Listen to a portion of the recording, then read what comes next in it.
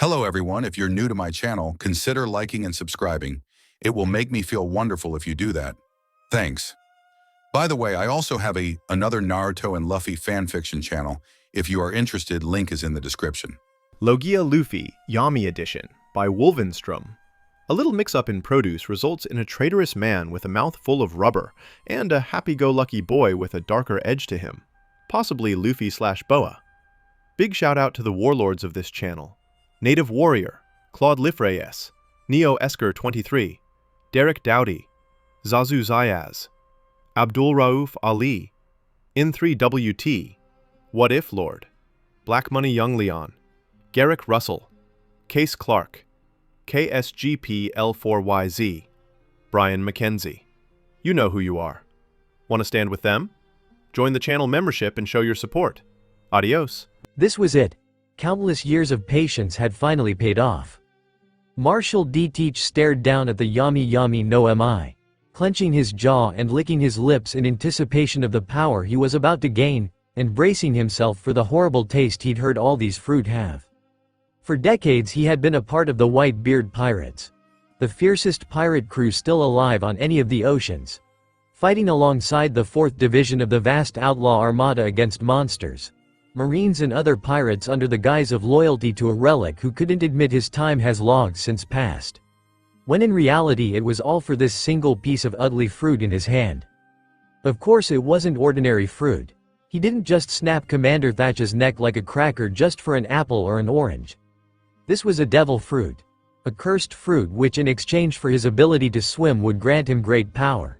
It wasn't just any fruit either, it was the Yami fruit. The greatest of the Logia. This fruit gave the user the power to negate both fruit and other powers. No one would be able to stop him. Commander Thatch. Blackbeard twisted his head to face the door he never bothered closing. Several other members of the division were standing in the doorway with others behind them, each with rage and confusion etched on their faces. Teach, what have you done? The lead one growled out. Zhahahaha. What does it look like I've done? I've gotten rid of what was keeping me from ultimate power. Bleakbeard sneered. He opened his dentist's nightmare of a mouth and to the hover of everyone watching bid down on the powerful fruit. Bletch. Damn, that's foul, he moaned, but swallowed the fruit that tasted not unlike a mix of castor oil, vomit and rancid meat. As soon as he did, he could feel the effects start to kick in. His body was changing in ways that by all means should be impossible, filling him with power enough to become Pirate King. Zhaha, at last, power is mine. He gave a crooked grin to the assembled pirates, who now looked slightly fearful at the power this lunatic might now possess. Time to test it out. He extended his hand towards the nearest of his now former crewmates, Black Hole. The crew member who had tensed out relaxed considerably when nothing happened. Blackbeard's brow knit together in confusion. He looked at the palm of his hand, then thrust it out again. Black Hole. Nothing. He looked back down, slightly nervous. Why isn't it working? To answer his question was the sound of guns being cocked and swords being drawn. The pirates who had just moments ago looked fearful now returned to looking murderous. Bleakbeard just stared at them for a moment. Probably takes longer to kick in than what I read about. Ah well. He muttered to himself before rolling up his sleeves and grinning at the crew. Guess I'll just take you out the old-fashioned way. On deck boom, the whole ship shook as a crewman was launched up from below deck, flying over the crow's nest and into the ocean. Teach leapt out of the hole himself, a pirate's head in each hand that he was slowly crushing the life out of. Weird. I ain't never been that good a jumper before, he commented at his rather astounding leap considering his size. He looked around. The crew on deck had already drawn their weapons, and the ones he hadn't taken out from below were already rushing up and forming a tight-knit circle around him. Zhaha. You think you can take me? Idiots. With the power of the Yami no Mi, I can beat you without breaking a sweat. The only idiot here is you, Teach. A voice called from behind him right before a scorching hot fist was rammed into his face. Og. Hot. In truth, it didn't hurt as much as he thought it would. Not many could have their facial hair set on fire and not feel a little pain. Standing over him was a relatively new member of the Whitebeard Armada. Decked out in only a pair of black pants and a wide-rimmed hat was 2nd Division Commander Ace, Fire Fist, Portgas. His fist outstretched where Marshall's jaw had just been was coated in flame thanks to his Mera Mera no Mai, power over flame. How dare you? How dare you betray your own nakama like this? This is grounds for execution, teach. The other crew members backed up at the dull and neutral tone in the normally energetic voice. Blackbeard slowly stood up, running his palms over where had once been the stubble of his namesake, now only a charred and hairless surface. How dare I? How dare you? What the hell are people supposed to call me now? Ace's eyes narrowed. You really don't get it, do you, teach? Let me spell it out. The crew of the 4th Division jumped back as the commander suddenly burst into flames. His very body actually merging with and becoming the flames which danced menacingly in the wind. You're a dead man. Teach backed up a few steps. While he was hardly scared of anything, it would be a really good time for those powers to kick in now. Y'all think I'm scared of you? Zihahaha. I've just been stalling for my new Yami fruit powers to kick in. Now it's you Fire Fist who's a dead man. Ace tilted his head to the side in confusion. Yami? Yeah. One touch and your fire powers are worthless. Blackbeard concentrated, preparing to end all this in one fatal strike. Now, come here. He threw his arm back and shot it forward. Forward. Way forward. Marshal D. Teach, along with the rest of his crew, had their eyes bulging and their mouths hanging loose as his arm stretched across the deck and through the fiery Logia user before hitting a crewman behind him hard enough to send him flying into the distance. Blackbeard screamed as the flaming arm retracted itself. It too was now badly burned. Biting back any more yelps, he stared at his arm in confusion. This isn't the Yami fruit power. This isn't even Logia, he said through gritted teeth. But the book said. He didn't get a chance to finish as a fireball soon engulfed his face again. Courtesy of a flaming boot to the face. He shouted out in pain at the fire right before his face was driven into the remaining intact part of the deck. It didn't hurt since he was now made of rubber and could withstand blunt strikes, but Ace then chose to take a seat on his broad back. Firefist reached down and pulled the book from the traitor's scorched fingers, making sure not to set the book on fire. He looked at it. Encyclopedia Akuma no Mai, by Doc Vegapunk. He skimmed through it. It was quite an old book. Quite a while before the good doctor must have allied with the Marines. It wasn't the thickest book in the world, but it contained detailed descriptions on over 100 devil fruit with at least 3 to a page. It wasn't till he got to the end that he spotted the name of the fruit Whitebeard wanted so much. Yami no Mai. He mumbled. This isn't right, that isn't what I was told it. And what if? Let's check mine. Ha. Grr, what's so funny, you little? Ah, Teach growled. Trying to get up but sent back down before Ace flared his powers. Ace got of the guy's back and crouched to met his face, snapping his fingers beforehand to have the crew press their swords to Teach's still-laid vulnerable back. Hey Nobeard. Wanna know something? Blackbeard glared at him for the nickname but said nothing. Ace opened the book to a page and pointed to a fruit. See this? Blackbeard nodded slightly. Yeah, so what? That's damn Mera fruit. Actually, it isn't. Huh? Ace grinned wickedly. It isn't the Mera fruit. In fact, there's hardly a right match-up between picture and description. You got a misprinted book.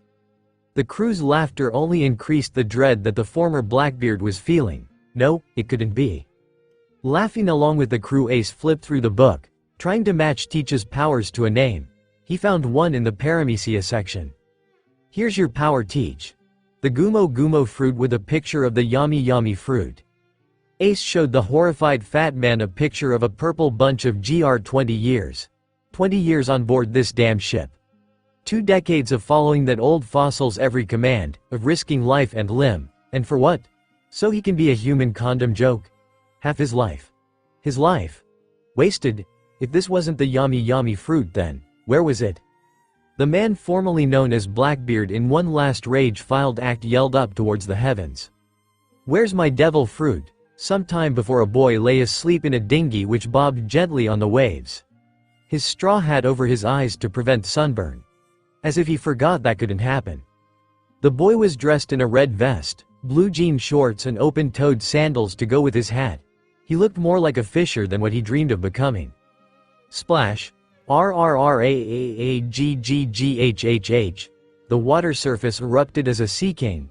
A massive eel burst from the ocean, eyeing the boy like a bite-sized snack. The boy, having been woken up from the Sea King's roar, blinked away the sleep and confusion before glaring up at the creature that disturbed his nap. "Oh, it's you." The beast lunged for him, fangs prepped to bite him in two. The boy raised his arms to a parallel position in response. Yami absorption. A swirling vortex of darkness appeared in front of him, pulling water, air, even the Sea King towards him like a magnet. Now, while it may be a bad idea for a normal person to draw a creature with teeth like swords towards you, the boy was not an ordinary person. Everything that pulled towards the vortex was sucked into it, including the massive beast who was gone in an instant. The vortex vanished in an instant, leaving the boy standing still on his boat for a few instants as a dark aura covered him and slowly began to rise towards the sky. Then he threw his arms over his head and shouted, "Yami, release." The dark aura exploded outwards as everything that had been absorbed was released, including a Sea King that looked like it had its fair share of injuries and broken bones. It landed on the sea where it bobbed up and down on the surface, unconscious. Monkey D. Luffy eyed the creature, hunger evident in his eyes. Lunch. So began the first day of Money D. Luffy's career as a pirate, and the first page in the legend of the Great Straw Hat Pirates. Or as many would call it, the Tale of the Black and Poor, 10 years ago Fuchsia Village. "Oi Luffy. What are you doing this time?" a red-haired man called to a young boy who happened to be standing on the head of his ship. Luffy at age 7 looked no different than any other boy his age. A runty little twerp with eyes bigger than his brain, and a mouth bigger than his eyes, seeing how his teeth were big enough right now to bite a mont's head off the way he was showing them. He was dressed in drawstring shorts, a plain pair of sandals that you would swear he would never get rid of, and a white t-shirt bearing both a picture of an anchor and the word right across his chest. A little present from the crew whose ship he stood on after his repeated failed attempts at swimming. "I'm sick of you guys not taking me seriously. This time I'm gonna prove myself to you guys and show you how tough I am," he declared loudly while waving about a dagger. "Ha ha," laughed the red-haired man. "Hurry up and do it then, whatever it is." In retrospect, maybe telling a little boy holding a knife to go through with whatever he planned wasn't the best idea. Although it looked more likely that he was gonna try attacking one of them. Stabbing himself in the face was certainly not what anyone thought he'd do. "Yeouch, you idiot, I can't believe he did that. It hurts, of course it hurts you little." A toast to Luffy's courage. "And our next great voyage. Cheers." The thing about pirates is that they'll find any excuse to drink. Find treasure, they'll drink to that. Winning a climactic battle against the Marines, they'll drink to that. A little boy stabs himself to please them, of course they'll drink to that. They'll even drink when they don't have an excuse. In fact, when that happens they'll say they're celebrating that for once they don't have an excuse to drink. The tavern was in full swing. Pirates from wall to wall drank and sang and danced merrily to sea shanties. The boy that they were celebrating was sitting at the bar alongside their captain, tucking into a full steak dinner like the monsoon. Completely at ease despite being surrounded by blighters and rogues. Proudly showing off the stitch-up scar beneath his eye. "Didn't hurt a bit," he said while tears continued to pour from his eyes. "Liar. That was a stupid thing to do," snapped the pirate captain feared by all under the moniker, red-haired Shanks. The man looked as much a pirate as the boy would one day look. An unbuttoned white shirt held closed by a red sash around the waist, dark 3/4 length pants, sandals naturally and a familiar straw hat. Aside from the sash he looked nothing like what people thought of when picturing a pirate. Luffy puffed up his chest. "So what? I'm not scared of getting hurt. So that means you can take me on your next voyage," he crowed happily. The tavern shook as the collected pirates laughed at the boy. "Impossible," said Shanks between laughs. "We got you that shirt for a reason, boy." "Humph. So what? I just won't fall over then," the boy declared loudly. "Besides, Grandpa Garp has been training me, so now my punch is like a pistol." Shanks had to give the boy that. He'd been Gold D. Rogers' cabin boy in his earlier years, and had the misfortune on meeting the legendary Monkey D. Garp. He'd have been surprised if the boy hadn't gotten stronger under the old monkey's rumored torturous methods. Course he couldn't tell the boy that. That's so, he said with an extremely apathetic look. If looks could kill Shanks to be a smoldering pile of ash. Ah, come one cap'n. Let's just take the kid once. Yeah. A short one wouldn't do any harm. Shanks didn't even bother turning around. Alright. But one of you will have to stay behind. Sorry kid. The pirates went back to their merriment much to the boy's irritation. Traitors. Ha ha. Sorry Luffy, but you're just too young. I wasn't even allowed near a ship till I was about 17. Luffy just glowered at the man, not wanting to be made to feel dumber than the scared man was making him feel. Luffy. A voice called to him from across the room. Luffy turned to face Shanks' first mate, Ben Beckham, a man who exuded cool like a glacier, sitting at his table drinking while never letting the longer than normal cigarette fall from his mouth. Don't worry about what the captain says. He just doesn't want you to get hurt out on the sea, especially since you can't swim. Yeah right. He just likes making fun of me. Beckham shook his head. No Luffy. It's the captain's job to have everyone's safety in mind. He's responsible for everyone on the ship. The sea can kill you in 1,000 different ways. He doesn't want you to give up. He just doesn't want to have to watch out for you along with the crew. Hey anchor. Shanks shouted out to Luffy. Then again the kid may have a point, thought Ben. Then, for a reason that's not just the author wanting to move on with the story and not just copy down great chunks of the manga, the tavern door slammed open courtesy of a large boot. A tall and lanky man walked in, each step slow and deliberate. His manner of dress was a contradiction unto itself. He wore a long and expensive-looking jacket with a pattern down one side, strong-looking boots and a samurai top knot for his hair. However, he looked like he hadn't bathed in a while. His hair not done in the knot was unkempt. His shirt was half-tucked and the look on his face just screamed filth. He marched up to the counter, a contingent of unremarkable fellows behind him wearing bandanas and carrying swords. Hi Higumi. Stuttered Makino, the tavern owner. Relax, my bandits aren't here to pick a fight. The man said through yellow teeth. Just sell us 10 barrels of grog and we promise we'll leave most of the place intact. Sorry, fresh out, she said. It wasn't that she was scared of him, but she had to act like she was so he wouldn't cause problems in the future. While she could trust the pirates not to get into a fight, these bandits were a different kind of criminal altogether. These were the below S who hide the fact they were too scared and weak to head out to sea with ego and excessive violence. One wrong move and these guys would start a fight just to keep fear of them alive. Meanwhile Luffy had quite lost interest in the chattering of adults. This Higumi guy wasn't nearly as scary as Makino seemed to think he was. So while the attention of everyone was on the counter, Luffy looked about the room for something sweet to eat. Couldn't have a big meal without something for dessert after all. Maybe there was something good in that little chest the crew brought in? Higumi looked over to the pirates then back to her. Then what are they drinking? Fruit juice? He sneered. I just served them the last of it. Go away, go away, go away. Sorry about that mate. Shanks interjected. Guess my crew drank all the liquor. Here ya go. He lifted up a bottle he hadn't inhaled yet. Higumi looked at the bottle, then with one jarring move threw his fist out and shattered the bottle, sending glass and alcohol into Shanks' face. The entire room grew quiet, save for the sounds of some munching followed by gagging. You think I'm an idiot?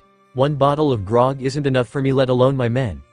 Higumi said in a raised voice, trying his best to stay cool. He pulled a slip of paper out of his jacket and waved in front of Shanks' face. See this? This is a wanted poster for yours truly. They don't just put an 8 million berry bounty on anyone. I killed 56 fools just like you to get it. He looked down at Shanks who had already started crouching to the floor. If I were you I'd leave this town to me and never come back. That is if you like breathing. His anger at the straw-hatted man was not lessened any when Shanks seemed to have ignored his little speech in favor of offering to clean up the mess Higumi made. To which the mountain bandit responded by taking out his sword and sweeping it across the counter, smashing the mostly empty bottles and covering Shanks in even more booze and glass shards. Looking down at them Minorted, turning towards the door and signaling his minions to follow. Farewell cowards, he said in a condescending tone before having the door slam behind them, leaving a silent pub behind them. Makino knelt down and asked if Shanks was okay, to which the man waved his hand. "I'm fine." The tense silence ended as the crew once more burst into merry laughter. "He got you good, Cap'n."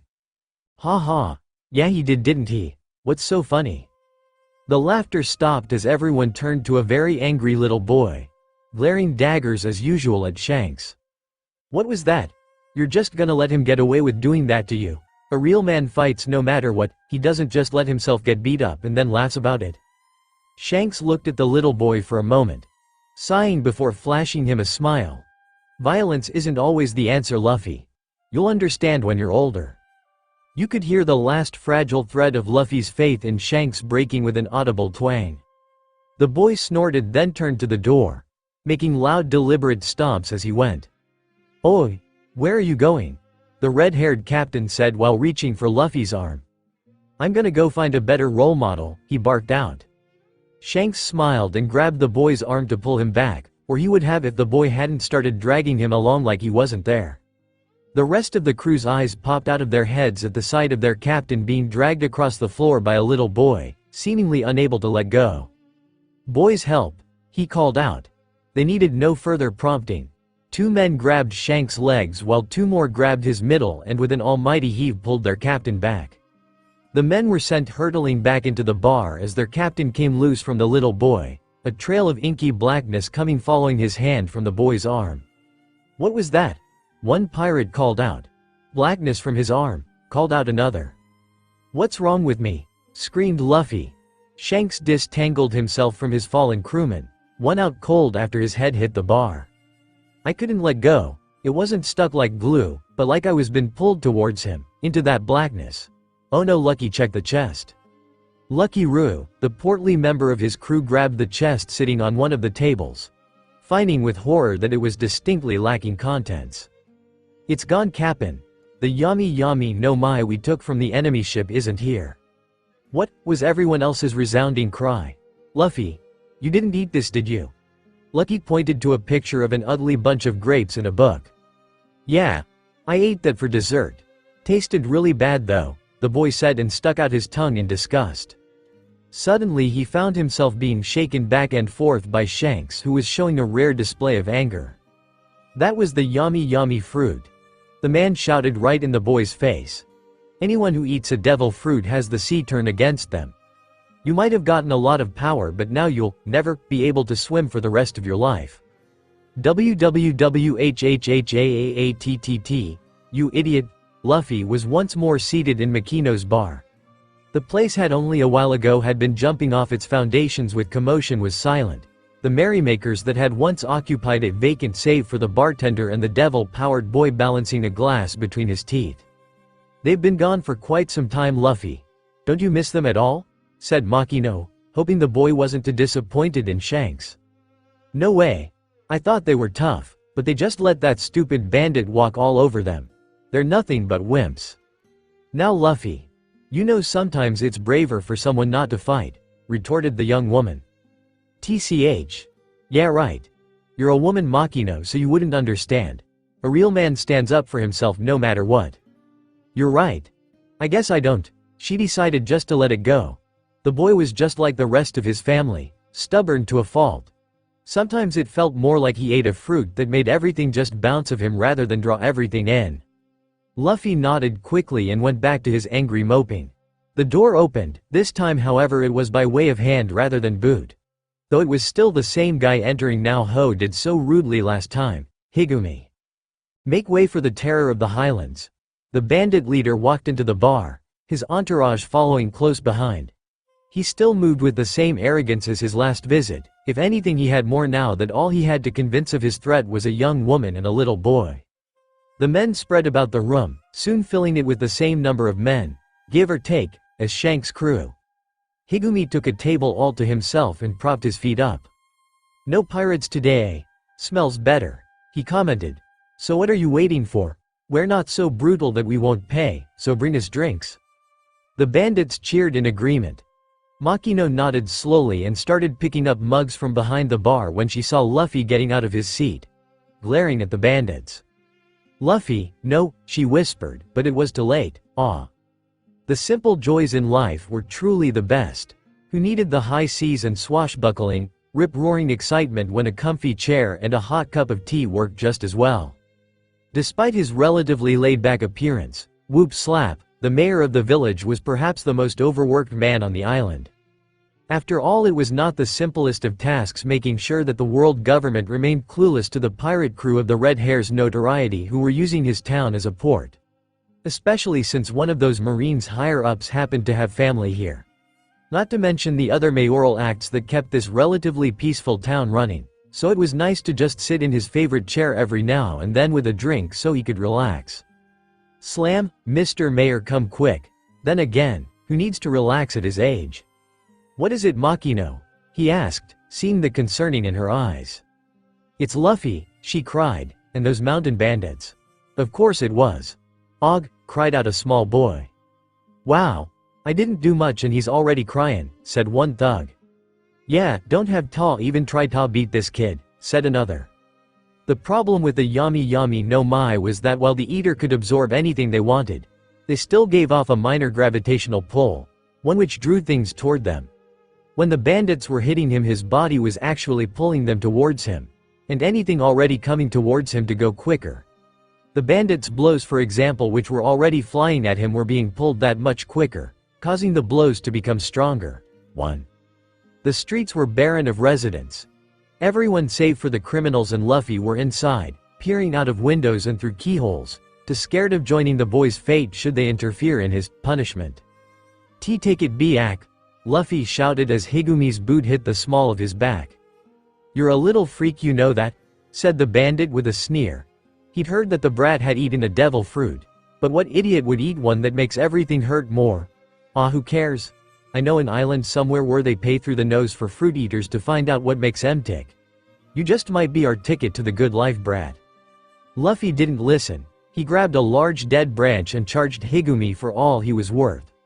Only for his head to met the pavement when the slovenly bandit stomped down on his face. What's your deal anyway? I was just talking to my men and drinking when you started yelling at us. We didn't do anything. Yes, you did, he crowed. Now take back what you said, you stinking apes. Higumi just pressed harder. Stop. Please. Higumi turned to see the mayor and the bartender. Typical, in this whole town the only ones who've ever come close to standing up to him are an old man, a little boy and a woman. The mayor knelt down and touched his head to the dirt. Please. I don't know what the boy did, but I beg you not to hurt him. I can't stop you by force, but I'm the mayor. If it, be happy to give it to you. Higumi mulled it over, for about a second. Nice try, old man. But you know how the world works. He pulled out his sword. This kid insulted me, so now he's gonna pay the price. You deserved it. You mountain macaque, too, Luffy called out while biting back pain from the pressure on his spine. I was planning on selling you, kid. But now I think I'll just get it over with and kill you. He pointed the blade right at the back of Luffy's head. No, Luffy. What about Luffy? Said a third voice. Makino and the mayor turned to see Shanks standing right behind them. His crew not far behind him either. This time he was sporting a long jacket draped over his shoulders and a large ornate cutlass. He strode past the two, bold as brass, facing the supposedly bloodthirsty bandits. When no one greeted us at the docks, we started to worry. What happened, Anchor? I thought your punch was as powerful as a pistol. Cap'n, get out of here, the boy shouted. TCH. You cowards again, didn't you learn from last time? Shanks took a step forward. Higumi lowered his blade more. Up, up, up. Come any closer and we'll have to kill you along with the brat. Shanks ignored him and came closer. One of the nameless bandits pulled a flintlock pistol out of his sash and pointed it at Shanks' head at blank range with an audible click. You hear him? Go any closer and I'll kill you. Fear was the furthest thing from Shanks' mind at the moment. If anything, he looked concerned for the man pointing the gun at his ear. You're taking an awful big risk doing that, he said calmly. Huh? What are you talking about? Shanks smiled. I said it's not safe to point guns. Boon, to this day nobody who saw it could really tell you what happened. Not sure of it themselves. Whether it be a trick of the eyes, or a devil fruit, or whatever. All they could tell you is this. 1 second Lucky Roo, the roundest and merriest of Shanks' crew, was nowhere to be seen, and the next he was right next to Shanks holding a smoking gun while biting into a leg of meat. The bandit were shocked to see one of their own die so quickly and easily at the hands of what they thought were inferior criminals. That was when the rest of Shanks' crew started to come into view from the direction of the port. "How dare you? What kind of dirty? Save it, landlubbers," stated Beckham. "You're not dealing with saints. We're pirates, and we don't play by the rules," finished Shanks. Okay, now they were scared. Before, the bandits thought they were dealing with a bunch of wimps. Pushovers who weren't really a threat. It was all too late that they realized that pirates might not be the weaklings they first thought them to be. "Back off. This doesn't concern you," shouted one of the lowly thugs. "Wrong," said Shanks. "Listen up. You can pour drinks on me, throw food on me, hell, even spit on me. I'll just laugh it off." His eyes hardened. "But good reason or not, no one messes with my friends." Friend," said Luffy, who despite the pain could feel himself smiling. "Ha ha ha, don't make me laugh," Higumi said. "You pirates just float about on your little ships. You don't have what it takes to beat mountain bandits." He pointed his sword towards the crew and yelled, "Get them." The bandits charged with their swords raised. Their form was sloppy at best. Their sword training no doubt consisting of waving them menacingly to intimidate people on the mountain pass. This would be another instance of, what the FK? Many people who saw it would still question how Ben Beckham, a man armed with only a musket which he held like a bat, was able to knock out 8 charging bandits with a single swing and sent them all flying while one rolled about after he'd had a cigarette put out in his eye, leaving only a horror-stricken Higumi to realize what him men had moments ago about these seafarer. "You wanna fight us? Better bring a battleship," said Beckham, who was now using his gun as intended and pointed it at the former bandit boss. This sort of thing had never happened to him before. They were the ones who were supposed to be afraid, not him. Yet he couldn't deny what he was feeling right now as anything else but fear. But he started it. There was no way that didn't sound childish to anyone, even him. "Doesn't matter," replied Shanks. "You're the one with a price on his head, right?"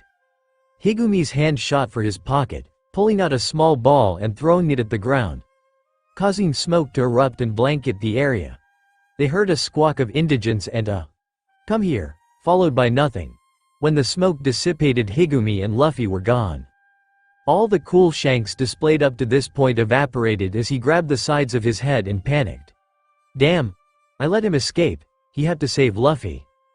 "Calm down, Captain," said Lucky. "We'll all look for him. There's no way he can escape with all of us searching." Cap'n," said Ben, getting an idea. "Haha, I'm brilliant. Nobody would think to look for a mountain bandit out at sea," said Higumi through his ill-deserved laughter. "That's 'cause you're too much of a coward to go to sea, you jerk," snarled Luffy, trying to take swipes at the bandit but failing miserably to do so. That jab hit a little too close to home for his taste, so with a flick of his arm he threw the child overboard, watching in delight as the child touched the water. Luffy was failing for his life. As soon as he touched the water, his body began to react strangely. He felt everything start to seize up despite his best efforts to stay afloat. "No, I can't die yet. I never made him take back bad-mouthing Shanks," he thought, unable to vocalize the words as his mouth was filling with water. The mountain bandit laughed loud and deep at the boy sinking beneath the water. He didn't hear the water part over his guffaws, nor the steady growling growing behind him. What he did notice was he was now standing in an exceptionally large shadow. He filled with dread as he turned and saw an enormous set of gleaming teeth. "Gia!" he screamed right as the creature's mouth closed over him, sealing his fate with a sickening crunch. 3. A part of Luffy was revealed, though a much larger part of him was terrified beyond all reason, partly because he was about to sink to the bottom of the sea, and another part because if he didn't drown first he'd be eaten alive. The massive eel speed towards him, mouth open ready to swallow the boy in one bite like it did Higumi. Luffy shut his eyes, not wanting to see it come. Chomp. The sound of tearing flesh filled his ears. Strange, he didn't feel dead. Or is nothing what you feel when you are dead? Slowly he opened his eyes, seeing the Sea King with red dripping from its maw but himself unharmed. He was also being held aloft by a familiar man. "Shanks." The man didn't respond. He glared at the Sea King. his eyes seemed to pierce through it and fill its very soul with dread. "Get out of here," he said in a voice like the grave.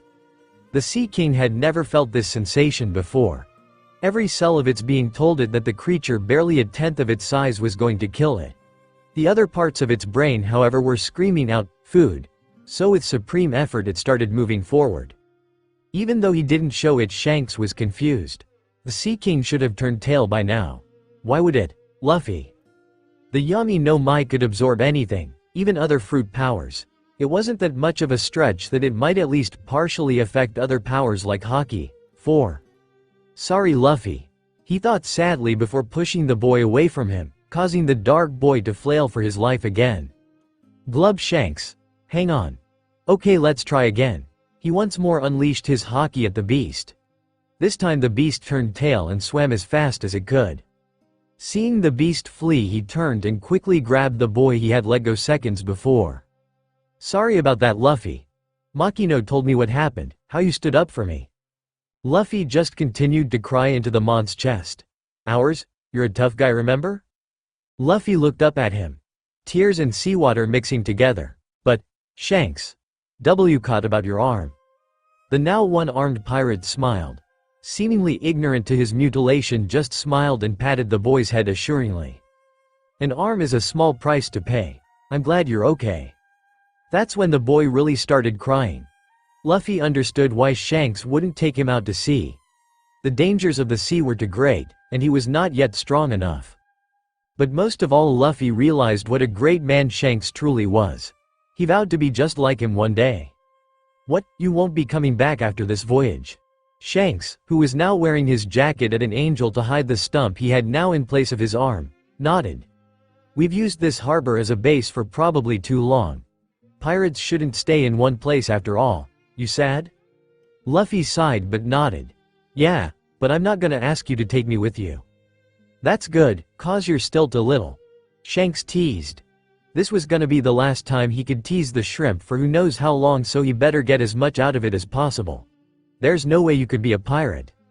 What little respect Luffy had gained for the man vanished at that statement. His teeth once more engorging to take up most of his skull, he yelled at the man through piano key-sized teeth. Yes, I will. Everyone turned to look at the boy. One day I'll have a crew and ship better than yours.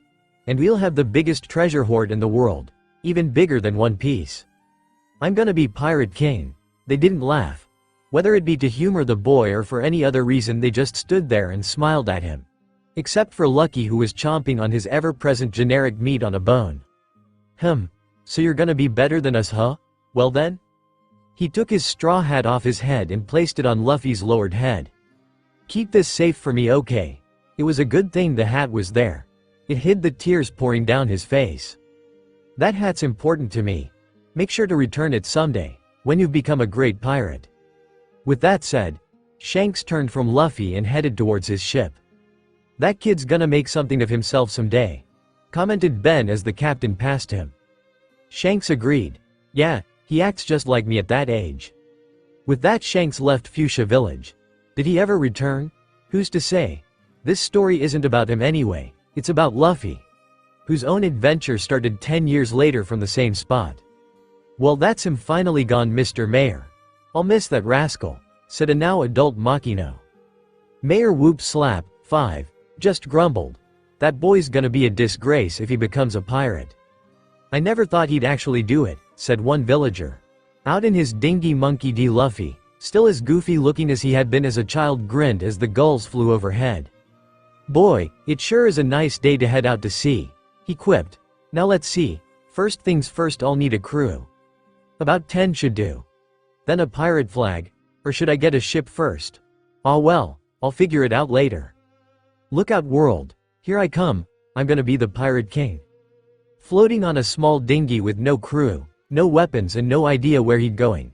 Not the smartest way to start a high seas voyage, but there are worse ways. And when I think of any worse ways, I'll let you know. It was a beautiful day to go out to sea. The sky was an expanse of endless azure. The sea was sparkling, and Monkey D. Luffy was about to die. Wow, it sure was a nice day to head out to sea, mused the straw-hatted boy. Who'd have thought my pirate career would end so soon? The massive swirling vortex of death known as a whirlpool was dragging his tiny boat to the bottom of the sea, and him along with it. While most sailors and especially devil fruit users would be panicking, repenting or out and out crying at the moment, Luffy just stood in his boat stroking his chin like this was nothing but a minor inconvenience. No one around. And I can't swim. Oh wait, it's a whirlpool so it doesn't really matter if I can swim or not. The boat was dragged down seconds later, leaving nothing but a few splintered pieces of wood to float on the surface. Floating beside a small uncharted island was perhaps one of the strangest ships even seen on the East Blue. While most pirate ships go out of the way to look threatening and intimidating, such as regal color schemes, frightening or beautiful figureheads and fearful Jolly Rogers, this one looked, what's the word, cutesy. It was pink, a skull with a heart on it for the flag and a swan with heart-shaped eyes for a figurehead. I'll say it again. A duck, with hearts, for eyes. Think about that for a while. A long, thin finger with razor-sharp nails slowly dragged across the bulwark. Men around the owner of the finger stood stock still in fear. The finger lifted, showing the smallest traces of dust.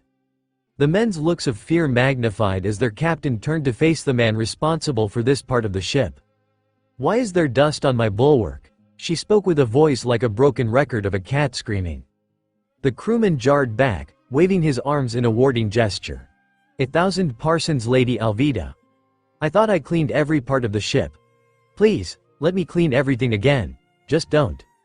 "Wonk, I don't accept apologies. If you can't do it right the first time, then what good are you?" She growled down at the ex-member of her crew with a sneer. Blood spreading out onto the deck. "There's blood on my clean deck." "Yes, Lady Alvida," the rest cried, grabbing the body and tossing it overboard before grabbing mops and buckets to take care of the mess. "Kobe," she shouted. At once a small boy who would not possibly be a pirate appeared next to her in a flash with a chamois and polish in hand.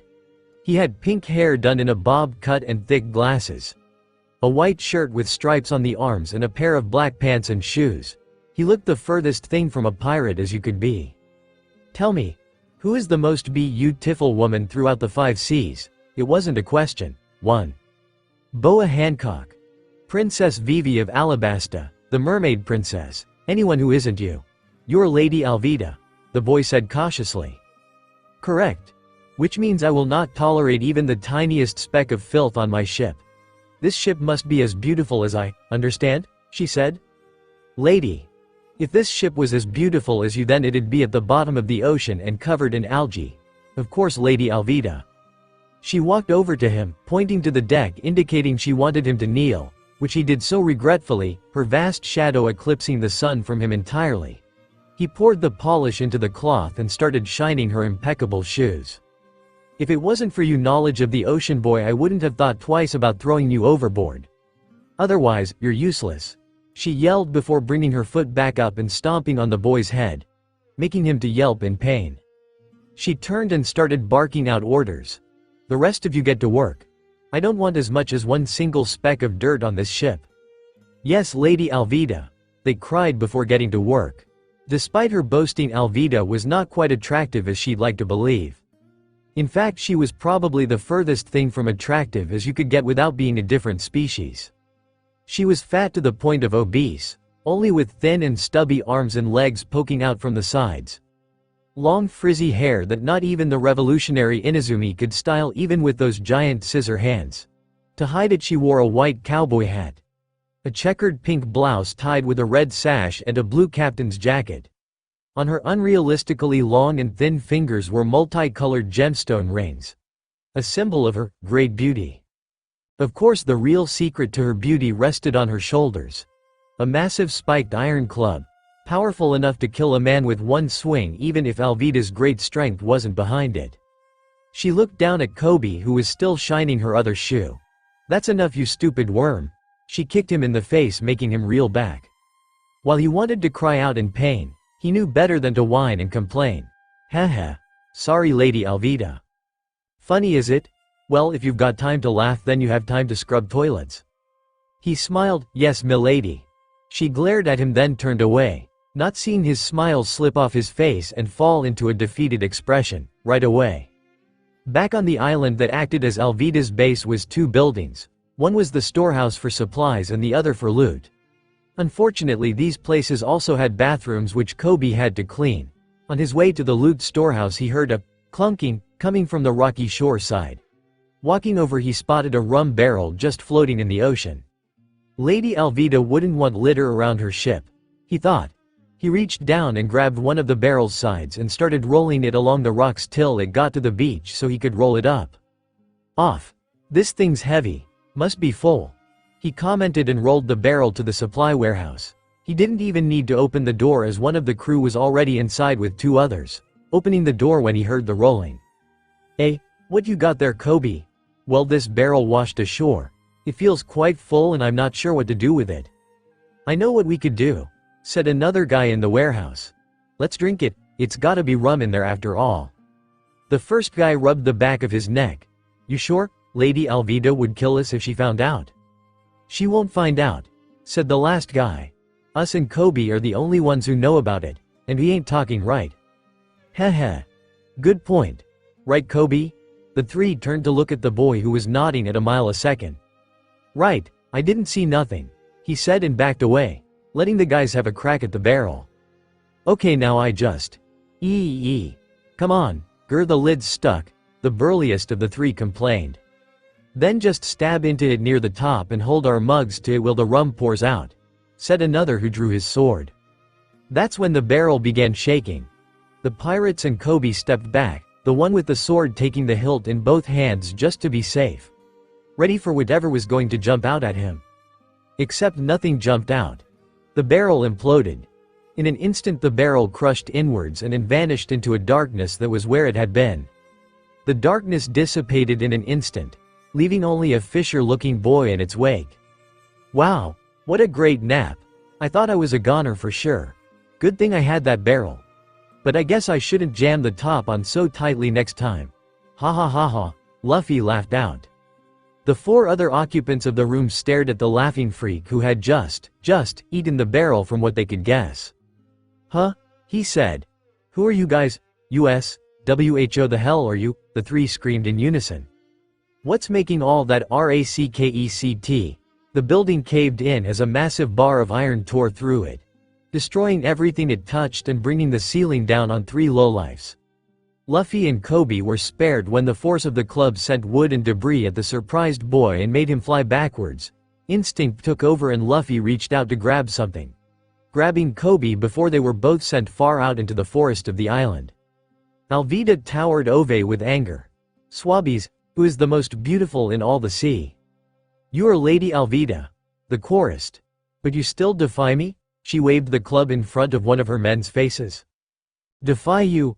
And never, my lady. Don't play dumb with me. I could hear one of you bellowing from the ship. Now which one of you lazy good-for-nothings had such a great nap?" Her tone was deadly. "Nap? I," gasped that guy in the barrel. Confusion passed over Alvida's face. "Barrel?" Seeing an opportunity to move attention from them they jumped. "There's an intruder on the island, Lady Alvida." "Yeah, Kobe brought him here, probably to get your bounty." "My bounty? Damn Kobe, you traitorous little runt," she growled out, her grip on the iron mace tightening. "A bounty hunter, eh? Not many brave enough to come here alone. In fact, the only one I could guess is." "That's stupid. That marine base has him locked up tight." "True, but they do say that Roronoa Zoro is just that clever," said Alvida. "I'll tell you what. Help me find that traitor and bounty hunter and I'll just triple your workload." Hazarding a guess at the alternative, the pirates nodded. "Yes, Lady Alvida." "Are you okay? After taking most of the fall you must really be in pain." "No, I'm fine. Just surprised," said Luffy while biting back what little pain he felt. He loved his powers, but sometimes they were just irritating. It still hurt more than it should whenever he was injured, but not to be deterred by this weakness he'd pushed himself to get a better tolerance of pain for things that he didn't absorb. It still hurt, but believe me, if any other person had taken that fall they'd be in a much worse state than a little soreness. "I'm Luffy, by the way. You know where we are?" Kobe's sweat dropped a little at the guy's ability to wave of falling down a steep hill, but spoke. "This is the island hideout of Alvida, the lady pirate. I'm her cabin boy, Kobe, by the way." "Oh, "Oh well, that's not really important to me." Kobe's sweat dropping got worse at that statement. "Being stuck on an island with a pirate crew looking for you wasn't important? You have a dinghy, mine got destroyed when I got sucked into a giant whirlpool." "A whirlpool? Yeah." Luffy huffed. "It caught me by surprise too." "How does a giant whirlpool catch you by surprise?" "Well yeah, as a matter of fact I have a sort of dinghy." A sort of dinghy was correct, as it only looked like a one. Luffy seriously doubted it could stay afloat more than 10 minutes. "This looks more like a coffin than a boat," Luffy said bluntly. "Yeah, it's taken me 2 years to build this thing, but I don't think it'd go for 2 minutes, Kobe sighed. 2 years? And you don't want it? Kobe shook his head. "It's not that I don't want it. I want nothing more than to escape this hell. But Alvida and her crew would probably catch me before I was 10 meters away. I guess I'm a cabin boy forever. Although a long time ago I had a much different dream." His face became shadowed with horror and regret. "I remember the day this all started. It was a beautiful day, so I thought, hey, why don't I go fishing? I remembered that a few of the ships near my hometown let people go fishing. So I grabbed my pole and my bag and hurried down to the docks, jumping in the first boat I could find. But it turned out to be a pirate ship. They said if I didn't want to die then I'd be their cabin boy. That's stupid. I'm not too bright, and even I know not to go on a ship without checking." Kobe's head drooped in defeat. "Plus you're a gutless coward. So you're really just worthless." Luffy grinned through his teeth. "You don't have to rub it in," whimpered the pink-haired boy. "You're right. I don't have the courage to float around the sea in a barrel. Why did you go out to sea anyway?" "Well, as a matter of fact, I'm gonna be Pirate King," he stated in just below a yell. King of the pirates. Are you insane?" He waved his arms about like a madman. "You'd have to make all other pirates kneel to you. You'd have to gain more wealth, power and fame than anyone else. Don't tell me you're after Gold Roger's treasure, One Piece." He calmed down, unable to continue his tirade at that volume anymore. "Huff huff, every pirate in the world is after that. Every single one. You'd have to be an idiot to try and beat the whole world." The king of the pirates signed. Wham! Ow. "Why the heck did you punch me?" A decked Kobe asked Luffy, who had casually sent his fist into the cabin boy's face. "You were hysterical. You yell anymore without a breath and you'd have passed out. Besides, I've set myself to become Pirate King. Even if I die I'll go happy knowing I tried." Wow. What guts. Kobe didn't think he'd ever met someone with so much raw nerve as this guy before. He sure as hell didn't see it from any of the guys on Alvida's ship. "You're really not afraid to die?" "Nah. Besides I believe I can do it. Or am I just kidding myself?" Luffy scratched his chin in thought. Kobe didn't even feel the tears pour down his face. This was exactly what he needed to hear. "Do you think it's possible that I could join the Navy?" Luffy just looked at the boy puzzled. "Ever since I was a little boy I've wanted to be a Marine. To fight bad guys like that fat witch of a pirate." He stood up, hands bunched in front of him. "You think I can do it right?" Luffy shrugged. "How would I know? It doesn't matter. I'm gonna do it. Even if I don't make it. Even if Alvida latches me and kills me before I get away I'll have at least tried. It's better than a miserable life here. I'll become a Marine. Then I'll catch Alvida." "What was that you runt?" a kinda feminine voice yelled. A tremendous force came crashing down just in front of Kobe, utterly crushing Kobe's boat and his dreams along with it. Seeing Kobe's despair, Alvida grinned. "You think you could escape me? You're mine forever, Kobe, and don't forget it." She turned her attention to the supposed bounty hunter. Not nearly as tall, scary or generally threatening than she had thought he would be. "This is the bounty hunter you were talking about?" she asked the men behind her. "Idiots. This isn't Zoro. This isn't even a bounty hunter. Looks more like a fisherman who got washed ashore." Apologize, Lady Alvida," one said in a rushed voice, eyeing the mace over her shoulder. "Who is the most beautiful woman in the seas? Answer me." She pointed the mace at Kobe. Habit and fear overtook Kobe as practiced words overtook his voice. "URL. Hey Kobe. Who's this fat ugly crone?" Luffy asked Kobe. "Oh crap." Her men backed up as far as they could. Kobe's jaw fell past his knees. Alvida's was clenched hard enough to crush granite. Her pupils shrank to needlepoints. "We're all gonna die. shouted a crewman before running away. Run away like little girls, screamed another following the first. Kobe grabbed Luffy's shoulders and began shaking him, finding holding onto the boy quite difficult given he was sweating more than a pig in a butcher's. Luffy, stop. In all the seas Alvida is, even if I die I'll go happy knowing I tried. Is, the fattest, ugliest old hag of them all. You, little, I won't take it back. You're just a witch who has to threaten people to compliment because you have nothing to compliment. Ha ha ha, good one Kobe. Shut up. It doesn't matter what you say cause you're both going to die. She screamed in a high enough pitch to crack Kobe's glasses, bringing the mace down as hard as she could on Kobe, who was pushed out of the way at the last second by Luffy, taking the full force of the iron spiked club on his head. Luffy. Ha. That's one down. Now for you, you little grunt snot. RRRR. Come on, why won't you move? Kobe stared at the bizarre scene in front of him. Luffy by all reason should be a broken and bloody heap on the ground by now. The mace was actually buried for a few inches in his skull. Yet for some reason he was still standing, not even as much as a drop of blood coming from the corpse or a sign that even honed his head. Stranger still, Alvida was red in the face from exertion, trying for all she was worth to pull the mace away from Luffy, which she seemed incapable of doing. That won't work, said the body.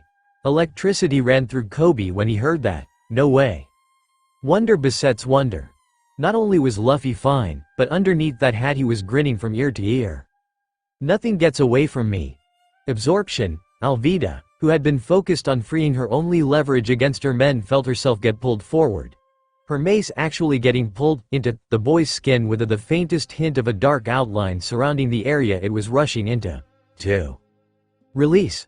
Whack asterisk. As fast as it got pulled into the boy's skin it shot out again.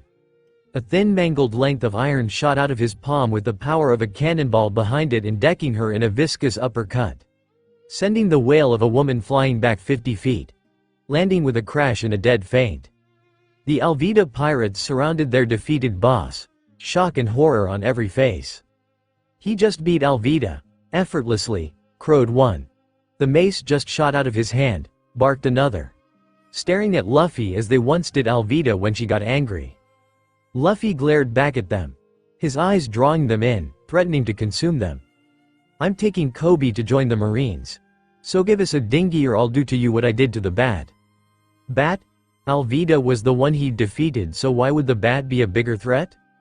They looked over to where the iron mace had landed after smacking Alvida.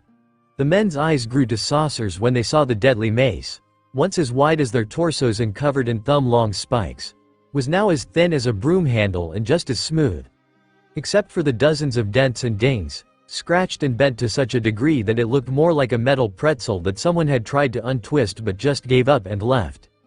Faced with such a threat, the pirates wisely and quietly said, "Yes sir." Yummy fruit? That's a devil fruit, right? Asked Kobe, who was still wiping away tears of happiness even after a good 10 minutes of sailing in his new dinghy. Yep. I'm a human black hole, and all it cost me was my ability to swim, Luffy said, grinning. If you can't swim then you shouldn't sit on that tiny ship head, should you? Kobe thought, seeing his new friend sit cross-legged on a thin piece of wood dangling over the water teasingly. Luffy moves so much as an inch in the wrong direction and he'll have had his third close call of the day. So Luffy, Kobe said, trying to shift the conversation, if you're aiming to be king of the pirates that means you'll have to enter the Grand Line, right? Yep. But it's dangerous. They call it the pirates' graveyard for a reason, you know. Luffy shrugged.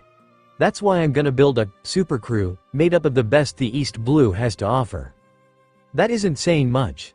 This part of the world is where the weakest of the weak come from, Kobe thought sourly, this pessimism not quite gone yet. Hey Kobe. That bounty hunter guy the old biddy mentioned, who is he again? Roronoa Zoro. The most feared bounty hunter in the East Blue. But why? Oh no. Most feared, huh? I think I'll get him to join my crew. But he's been imprisoned at the local base. He's a criminal now. Luffy's ever-present smile didn't fade in the slightest. Then I'll see if he's a good guy before asking him to join my crew. The argument lasted a long time, which by the end Kobe found two things. One was that having an argument with Luffy was like fighting a brick wall. You could hit at it all day and you'd be the one in pain. 2. It was a full day's sailing to the nearest island, with nothing to do but listen to Luffy blather on about becoming the Pirate King. Oh joy. I can't believe you. Even after I told you how much Zoro hates pirates, you're still planning to recruit him, scoffed Kobe. The wannabe pirate and marine hopeful had been floating for almost a full day. It was fortunate that they'd taken off early in the morning because they weren't exactly geared for a long voyage. Kobe had to fend off a voracious Luffy from eating all their rations with one of the oars, and by fend off I meant pass him food using the oar as a spoon so he wasn't tossed overboard by the ravenous teen in his bid to reach the grub. Needless to say, he only had one oar left to steer with. Fortunately, despite his less than human eating habits, he still had the capacity of a normal person and could only eat so much at a time. God forbid if he was one of those big eaters he'd heard fruit users could be. 1. I'm hungry. Where's dinner? My king. You just ate an entire herd of manatees. So what? I'm hungry, so that means it's dinner time. Or do you want to see how you look covered in marinara sauce with an apple in your mouth? More food. Right away. The man with a bow on his back ran to find his king more to eat. Munch, chomp, gulp, grumble, moaned Captain. Can we eat now? Asked a clearly starving man rubbing his stomach while eyeing the feast and a half they'd made for their leader. Munch, no. If you eat any, then there might not be enough for me. You'll eat when I'm done. But Cap'n, we're your crew. We need food. You can't accept us to Gabba Beppo Doba, said the infant in men's cloths before bursting into tears. Anyone else feel like whining like babies? The captain? A collective shaking of the head let the lady captain turn back to her meal. By the way, I think helmsman Dobbs needs changing, she said while cramming a turkey leg in her mouth as her men backed away from the smell. I didn't say I wasn't listening. I just want to see if he's a good person first before I decide if I want him in my crew. I tell you about all the stories I heard about what a monster he is, and you still want to see yourself. And you tell me you've been listening? Kobe thought sarcastically. Luffy, for the last time. Roronoa Zoro is a demon made flesh. You so much as say you're a pirate and he'll kill you before you can say anything else. Wow. If he can kill a guy before he says another word, I definitely have to ask him to join the crew, Luffy said with stars in his eyes. Sigh, he absorbs everything but words, Kobe muttered. Fortunately for his sanity, it only took another hour to reach the Navy base town, or unfortunate depending on your point of view. Luffy jumped out of the lifeboat and ran off to take in the view, leaving Kobe tie the boat to the dock. Wow, the marine base, the Yami boy said happily. I can't believe we got here. Well, of course. Basic navigation is necessity for all sea travel, unless you want to just float about the ocean forever. Let's eat, the pirate said and ran off in a random direction in hopes of finding a restaurant. Kobe stared after the dust cloud, looking down into the boat where their food supply had once been, now only bits of string, wrapper and a splintered oar. He bit his lips and looked back in the direction Luffy went in. If being a marine means I'd have to fight guys like him, then maybe I should just be a vegetable farmer like Mom told me to. Kobe found Luffy in a restaurant called Food Foo. Ordering something for himself, the two sat at the table eating their last meal as friends. Luffy sighed and patted his stomach contentedly. Wheel Kobe. This is the town where we part ways. You do your best to become a great marine, okay? Touched at his friend's words, Kobe wiped away his tears and nodded. Thank you, Luffy. You just remember to be a great pirate. No problem, but if I'm gonna be king, then I expect you to be an admiral by the time I am, or better. Kobe gaped. An admiral? They were the best of the best. Only taking orders from the fleet admiral or the world government themselves. Did Luffy really have that much faith in him? As Kobe was dreaming, Luffy was thinking out loud. I wonder if Zoro is still being kept at the base. Crash, the two of them whipped their heads at the sound. Tables being flipped over, dishes crashing to the floor, meals half-eaten covering the wood and staining the crumpled tablecloths. People had flung themselves against the wall furthest from Kobe and Luffy as possible, staring at the two with abject horror. Luffy, Kobe whispered, I don't think you should mention Zoro. Anyway, I saw a notice out on the street. A Lieutenant Morgan is in charge of the base. Crash. Everyone who had only just started to peel themselves off the wall and clean up were back against the wall staring at the two. Let's just leave, Kobe said, grabbing his friend's arm and pulling him complaining out the door. A few seconds later he peered back through the door, seeing everyone clean up again. Morgan. Crash. Kobe stared at the people plasters against the wall, before dropping his head in defeat. I get the feeling I'm the only sane person I'll ever know. Ha ha ha, that was great, laughed Luffy while he and Kobe headed towards the biggest structure in town, the Navy base. This isn't funny, Luffy.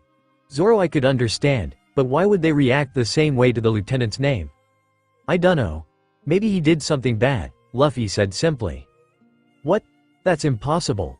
Why? Just because someone's a marine or a pirate doesn't mean they're always good or bad, right? Kobe wanted to say something against that claim, but he really couldn't fault his friend's logic. Nor did he really have time to, since they had now reached their destination. The marine base was unbelievably ugly. It had 4 normal-looking buildings, and 2 that looked like upside-down flower pots that had been painted in zebra stripes. A large gates with the word, "Marine," painted on it separated them from their dual objectives. Luffy slapped his companion on the back. All right, Kobe, in ya go. Remembering the reactions of the townsfolk to the marine officer's name, Kobe wasn't in a hurry to go in. I'm not really prepared yet. I can't just go in and ask after all. Shrug, suit yourself, he said before reaching up and latching onto the top of the wall, hauling himself up till he got a good look over it. Now let's see where that monster is. You won't find him like that, Luffy. He's probably locked up tight in the base. As usual, Luffy didn't listen to the pink-haired boy and hopped down, moving to another section after he spotted something at another part of the base grounds. Hopping back up onto the wall further down, Kobe could see a wide smile cover Luffy's face. There he is. Come see, Kobe gulped but complied, curious as to the monster's identify himself. As soon as he peeked his head up, he fell back onto his rear, his face a picture of terror. That bandana, the evil aura. Knew no doubt, it's ZZ Zoro. Even as obviously injured as he was, anyone who knew his face would be terrified of this man. He was tall and muscular, wearing a white t-shirt that outlined his physique, bryfly and black trousers and brown boots. The green sash around his waist had a brown rope around it which secured him to the post he was tied to, in addition to the rope wrapped around his arms on a post parallel to the one his waist was tied to. Hold him in a sort of crucifixion. So that's Zoro. Those ropes don't look too strong, I could break 'em easy, said Luffy. What? Don't even joke about that, he could kill you. Hey! Kobe's head snapped around at the sound of an unfamiliar voice, only to realize that the confident yet weary voice came from the feared pirate hunter. It was unbelievable. He was filthy, looked exhausted and had blood both dried and new smeared around his mouth and coming down from his head. Yet for all this he was smiling. The way his bandana shadowed his eyes gave him an evil look, and the smirk on his lips like he was saying, I could still kill you. Could you? Huff. Get over huff, I do it myself, but my arms are asleep from being tied like this. Luffy just continued to look at the guy. Kobe was half ducked behind the wall. I don't have any money, but I'm a bounty hunter. I'll find the biggest bounty in this blue and give it to you. I'm a man of my word. Luffy looked to be seriously considering it. Luffy, don't. You can't trust him, he'll kill you as soon as you untie him. Nah, he can't kill me. 'Cause I'm strong too, he's hopeless, cried Kobe mentally. Shish. Turning to their right, they see a little girl on a stepladder holding a package in one hand. She hopped down on the other side of the wall, completely unafraid of one of the most dangerous men in the least dangerous ocean. Zoro looked down at the little girl with passive interest. You lose something, kid? She shook her head cutely and unwrapped the package, showing 2 large rice balls.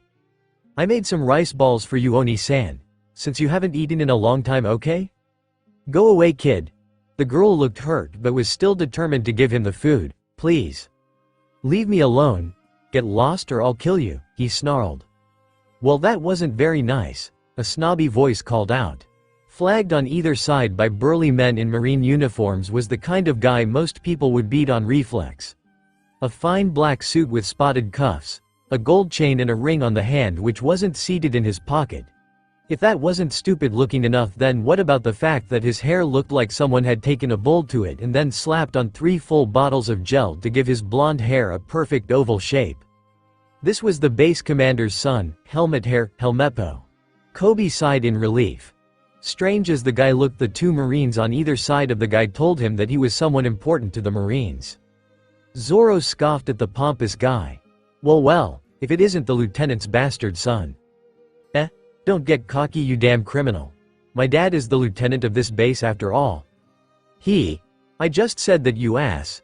Helmeo gnashed his teeth but managed to turn his attention from Zoro. Walking up to the little girl and speaking in a patronizing tone. Why hello little girl. My those look tasty, he said right before grabbing one from the girl's hands. Stop it, she said with tears forming in her eyes. Kobe grew confused. She didn't cry when Zoro threatened her, but she did with the Marine commander's son. What was going on? Helmeo ignored her and took a big bite, right before retching and spitting the mouthful out. That's awful. You're supposed to put salt in these, you little twit, not just sugar. But I like sweet things, so I thought they'd be yummier that way, she said sadly. In response, Helmeo snatched the other one away and stomped both the whole one and the partial one into the dirt angrily. That's so cruel, said Kobe, who was in a state of disbelief at the behavior of Helmeo. There. Now the ants will eat them. Ha ha ha. The girl started to shiver and shake, the tears becoming that much harder to hold back. Helmeo spotted that and groaned. Give it a rest, you brat. It's your own fault for being here. See this? He pointed to a sign conveniently placed next to him. It stated, anyone found aiding a criminal would be charged with the same crime. Signed Lieutenant Axe Hand Morgan. He grabbed the child by the shoulders and stared right into her eyes with a sinister look. You know my dad, right, big guy? Not too nice to lawbreakers. You're damn lucky you're not an adult, otherwise I'd have my men kill you. He tossed the girl back to the ground and talked to his men. Throw this brat over the wall. Huh? But she's just a. Helmeo was in his face in an instant. Don't dare talk back to me. Or do you want me to tell Dad you were going against orders? No sir. The Marine then grabbed the girl and with a mighty heave threw her over the wall with a yelp, forcing Luffy to jump off to catch her, making him fall on his back. As Kobe was checking the girl for injury when she got up, Luffy got up and peeked over the wall at the scene. Seeing Helmeo resume his aloof attitude and striding right up to Zoro. Well, you're still alive. I didn't think anyone would have this sort of endurance. She chuckled. Tell you what. If you stay alive for an entire month, I'll forget about your little indiscretion and let you go. Huff, you better keep your word. Zoro growled. Don't worry, I will. See you in just over 2 weeks. With that he strode off in some direction followed by his flunkies. Good luck. Zoro wasn't focused on the helmet-headed idiot anymore. He was too busy staring a hole through the teen who just jumped over the wall. What are you doing here? Well, I'm looking for people to join my pirate crew actually. Zoro looked at him for a second before breaking out into a twisted grin. Wow. I didn't think anyone as young as me would give up on life so soon. Kinda sad. Hey, I haven't given up. It's my dream. What's wrong with that? Let me guess. You heard about me, so you came to free me and make me join your crew, right? Luffy scratched his head, forgetting he was wearing a coarse straw hat. I haven't decided yet, since everyone says you're a bad sort of guy. Snort, look who's talking. Listen up and listen good. I will never join you, understand? I don't need you to help me. I know for a fact that I'll easily be able to survive for a month here. Food or no. I have to live, to fulfill my dreams. Luffy stared at the older teenager. A smile creeping up on his face without notice at the talk of dreams. Well, if Zoro's dream depend on his being tied to a post for a month, thereby permanently damaging his arms so he can never use a sword again, then he was gonna let him do it. Alright, if that's what you want. He turned to leave, although if it were me I think I'd starve to death in a week without food. GG grow uwul, food. Hey wait, Luffy turned back to see the prisoner looking down at the mess that used to be handmade rice balls. Can you help me eat that? Kobe, who had finished helping the girl, watched from a distance. Sweat dropped at the swordsman's request. The rice balls, which had once been white, triangular and sticky, were now flat, muddy and had a small footprint on it. You sure? You'll probably get sick. Just give it to me. he said and opened his mouth as wide as he could. Luffy shrugged and tossed it into the waiting guy's mouth. It was quite comical to see the previously badass criminal with bulging cheeks and sweat breaking out all over, washing away the dry blood. His head shook violently as you could see the mass he tried to force down his throat, as though he was swallowing a sea urchin whole before it reached his stomach. Hack coughed. "Tell that girl Boik that those were the best rice balls I ever had," he said while still looking like he'd eaten something jagged and poisonous. Luffy just grinned. This was all the proof he needed. He ate it all? Really? The delighted girl asked Luffy after they had returned her to her house. "Yep, and he said he loved it too," replied the boy. "Gee, I can't believe someone with as bad a representative as Zoro could really act like that," said Kobe. Girl spun on him and stamped her foot indignantly. "It's not his fault." She looked down at the ground. "It's all my fault he's stuck there. People are only afraid of him because of what he did for me." Helmeo used to have this pet wolf. He'd never have it leashed, just letting it run around, biting people and doing whatever it wanted. The day Zoro arrived on the island is the same day the wolf wanted to try and take a bite out of me. I shut my eyes as hard as I could and hoped it was a dream. But when I opened my eyes, Nay-san was standing in front of me, with the wolf cut in half and Helmeo running back to the base crying to go get his dad. "Wait, so Zoro's in trouble because he stopped that wolf from killing you?" The girl nodded. Kobe added his thoughts. "It makes sense. Why would a bounty hunter as notorious a criminal? They're the ones who stop the bad guys after all.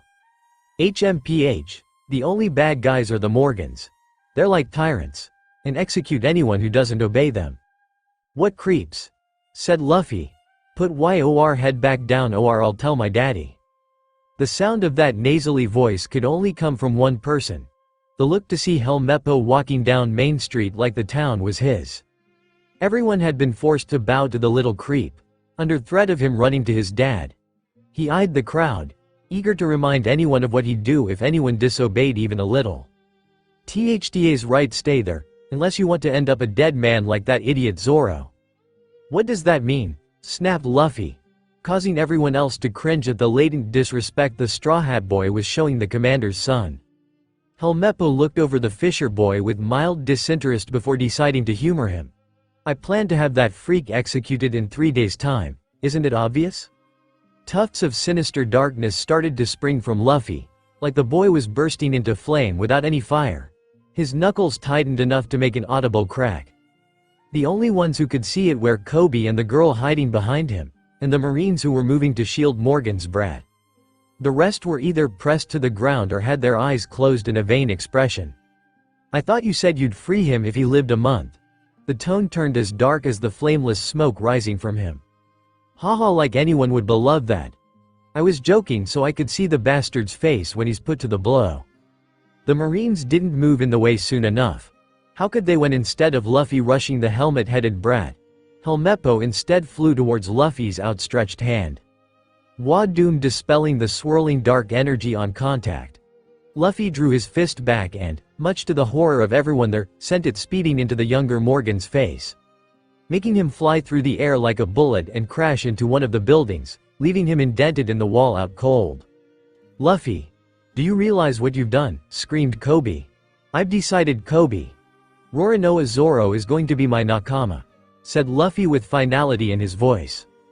The street turned eerily quiet, save for the few chunks of brick and plaster that fell away while the Marines were peeling Helmeo Morgan off the wall he had smashed into.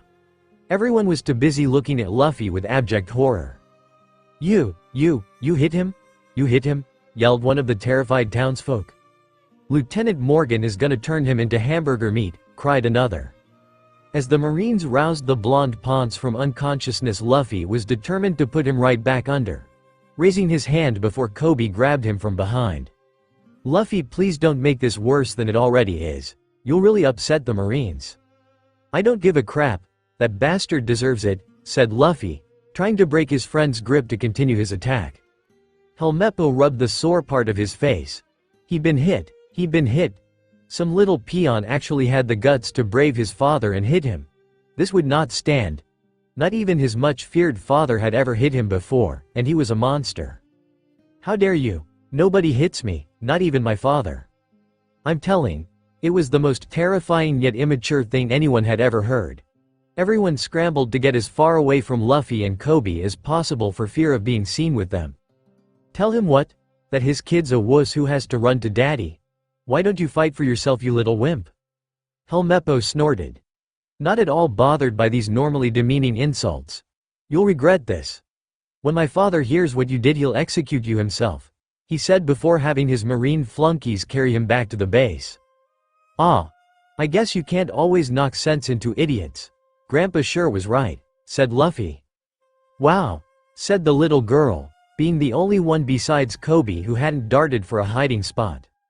You were amazing, Oni-san. Rika, an older female voice called in their direction.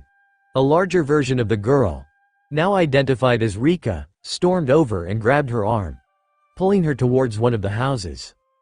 How many times have I told you not to talk to strangers? The woman lectured her daughter. You could be mistaken as one of their friends and punished like those hoodlums. Mom, he's a good person.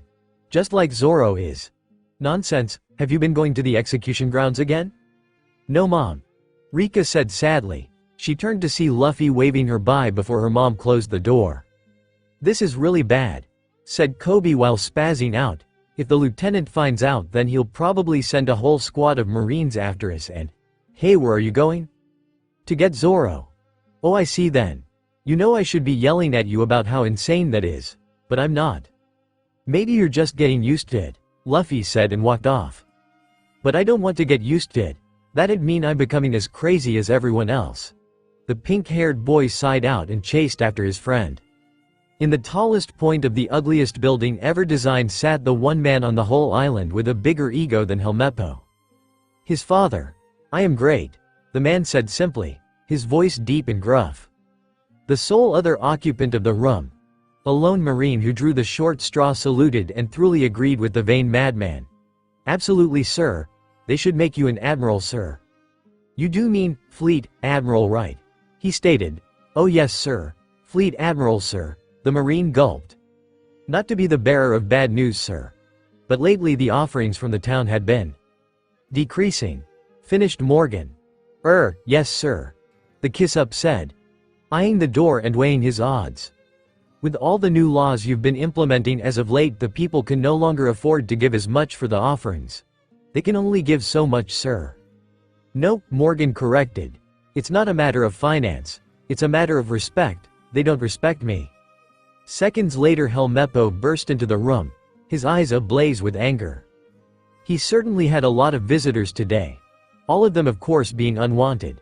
The girl wasn't so bad, but this straw-hatted guy didn't seem to understand the word no. I told you I'm not joining your stupid crew, the weakened swordsman said. My name's Luffy, the younger teen said, ignorant to Zoro's annoyance. And when I untie you, then you'll join my crew, okay? What part of no don't you get? Besides, I already have things I need to do, and one of those things doesn't involve me being a criminal. Everyone already thinks you are, Luffy pointed out. So, I don't care what they think. I've never done anything wrong before and I never will. I refuse to be a pirate. Luffy humphed and crossed his arms. I don't care. You're joining my crew and that's that. Don't decide for yourself. By the way, I heard you use a katana. So where is it? Luffy asked. Zoro glared at him for a second. That overstuffed twerp took it from me when they tied me up. It's something I value second only to my life as well. Sounds like a great treasure. Oh, I have an idea. I'll find Helmet Head and get your sword back for you. Zoro was genuinely surprised at this act of charity. You'd really do that for me? Luffy nodded. Uh-huh. His expression changed to sly. Of course I'll only do that if you agree to join my crew. That's dirty. Luffy just grinned. I'm a pirate. That's how I do business. He then ran off towards the base. Now you may be wondering, why is it so easy for children to get in the grounds of a restricted military base? Well, the answer's rather simple. You see, most of the Navy platoons stationed there had been busy with a task that Morgan had deemed the utmost importance. One that required nearly every available officer to be elsewhere. He was having a 20-foot statue of himself raised today. Morgan watched from the comfort of an armchair he had brought to the roof as, in a reserve of Gulliver's Travels, his men pulled at rope binding his giant statue to raise it up to its feet. Bet Sun was yelling at him. Why haven't you taken care of that blasted straw hat who had the nerve to hit me? Not even you've hit me before." Morgan turned to his son and gazed at the disappointment passively. "Do you know why I've never hit you before?" Helmeo was confused at the question but answered, "Because I'm your belovo." "Wrong." Wham! The boy was set to the roof when his father aimed the blunt side of his weapon in his jaw. Morgan stood up and looked down past his nose at his son. Which was a long way to look down. Axe Hand Morgan was an enormous man with short white blonde hair and was as tanned as his son was pale, taller than most by about a head and bulging with muscles that weren't hidden by his Marine officer's jacket since the sleeves had been removed. It was entirely possible that he chose the tower's ugly color scheme since he was wearing pants with the same pattern as well as a black V-cut dress shirt. Of course you'd typically look past those features when you saw the fact that he had a steel jaw in place of a normal one, and a big-ass axe in place of his hand which was big enough to cleave a man in half. The axe actually looked to be embedded in his arm the way the point of his elbow jutted out like half a foot from the joint and screws ran the length of his arm. He reached down with his one good hand and wrapped a massive fist around his whimpering son's face. "I've never hit you because you're a worthless little bastard who isn't worth the effort to hit." He squeezed harder. "You're not the great one here, you little worm." "I am, Axe Hand Morgan." He dropped his son to the ground panting, turning himself back to face his statue. "Now then. I heard a rumor about a little girl who sneaked into the execution site." "That brat," said Helmeo rubbing his jaw. "Yeah, I already say." "Did you execute her?" Morgan glared at his son. Both his son and the collected men gaped at the Mont's exclamation. Surely he wasn't serious? "Oh, of course not, she's only a kid. Just needed a telling," Helmeo said. Morgan grunted and spun to face one of his men. "You, go to town and kill that brat. She broke the law and has to suffer the consequences." "Sir?" the Marine questioned. "And since the law says anyone associated with a criminal is automatically faced with the same punishment, execute her family as well." "I refuse, she's just a little girl." The other men backed away. Morgan's focused completely on the man. "What was that, Captain? Remember that you being a lower rank means you have no right to refuse my order. Now, go to town and kill them." "Never," the Marine captain said without hesitation. So Morgan killed him without hesitation. He cleaved a massive bloody wound through the Mont's back and out his front, making sure he'd never get up again. Morgan grinned at the horror on the faces of all present, satisfied with their fear. "With this arm I was able to rise above the rest and become a lieutenant commander. I am the highest officer at this base. I am the greatest one here. If I told you to execute the entire town for treason, you would do so without a moment's notice. Is that understood?" "Is that understood?" he yelled and raised his axe to glint in the sun. "Sir, yes sir." Satisfied with his minions' response, the maniac turned to his 20-foot ego extension. "This statue is a symbol of my power, finished after years upon years of work to stand at the highest point over this town, casting my shadow over it to make sure they never forget who is in charge here."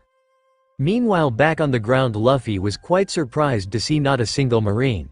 He wasn't too worried about the execution grounds since Zoro was securely tied by, but nobody guarding the front doors. That was just weird.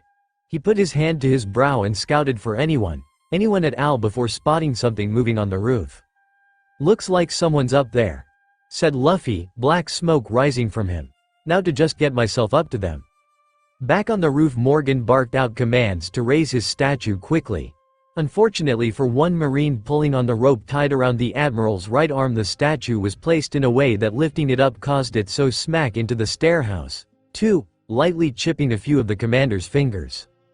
Morgan sputtered, "Did you just damage my statue?" The Marine swallowed and cringed. "Sorry, Lieutenant Morgan, I was careless."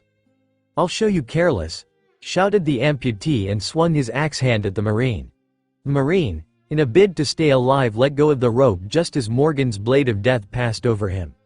Now bearing an unexpected extra weight, the other Marines holding the arm weren't able to hold on and let go as the rope burned their fingers.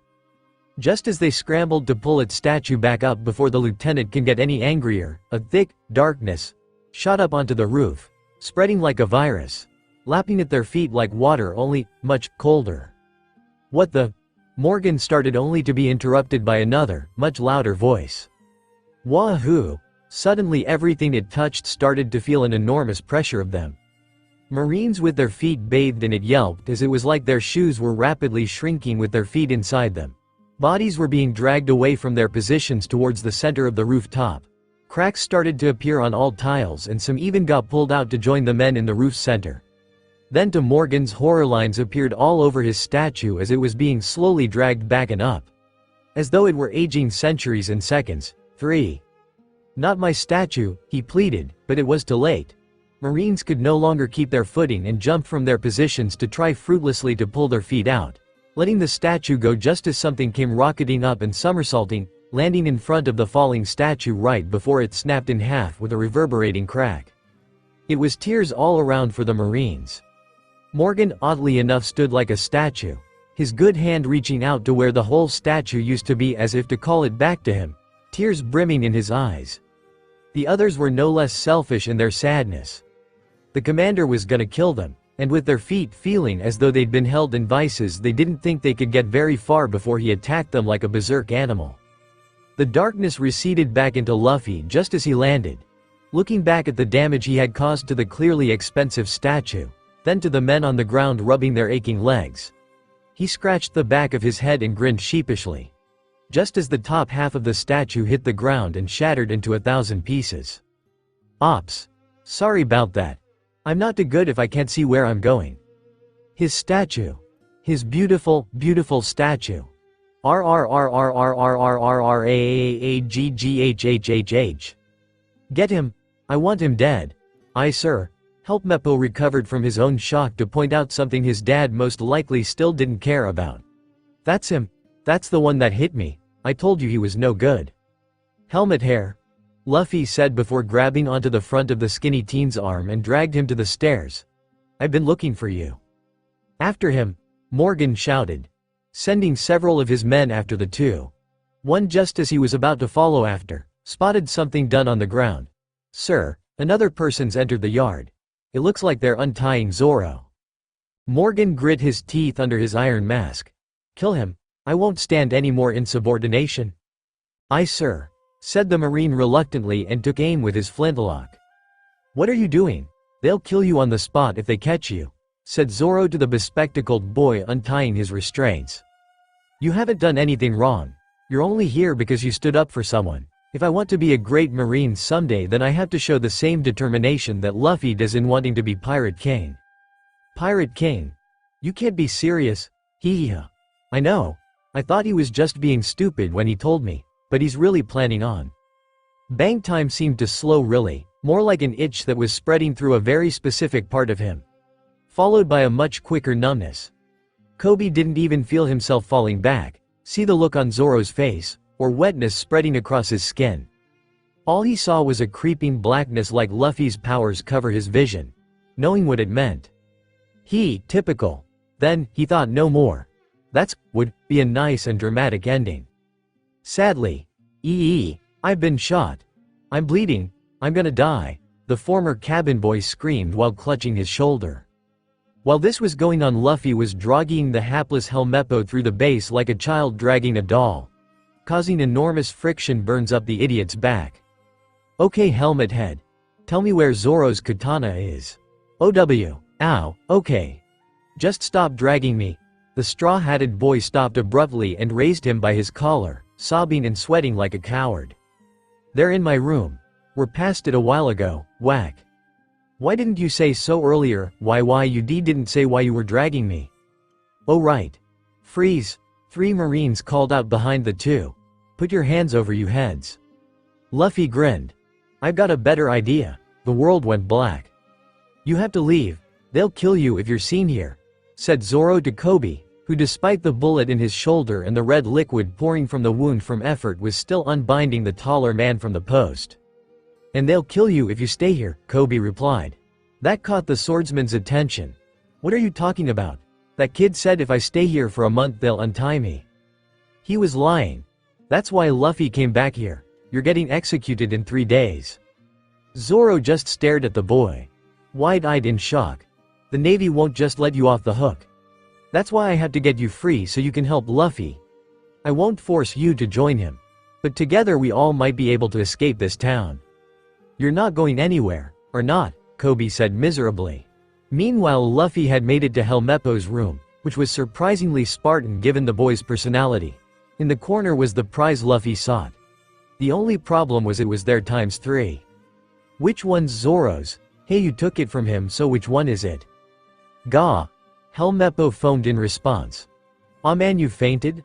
I might just have to take all of 'em, he said, dropping his hostage like a potato sack and grabbed the 3 weapons under his arm. Making a break for the door when he heard something from outside. Checking through the window, he saw the axe-handed guy barking orders at Marines who were aiming rifles at Kobe and Zoro. You 3 have caused me a lot of grief, said Morgan in a calm but powerful tone.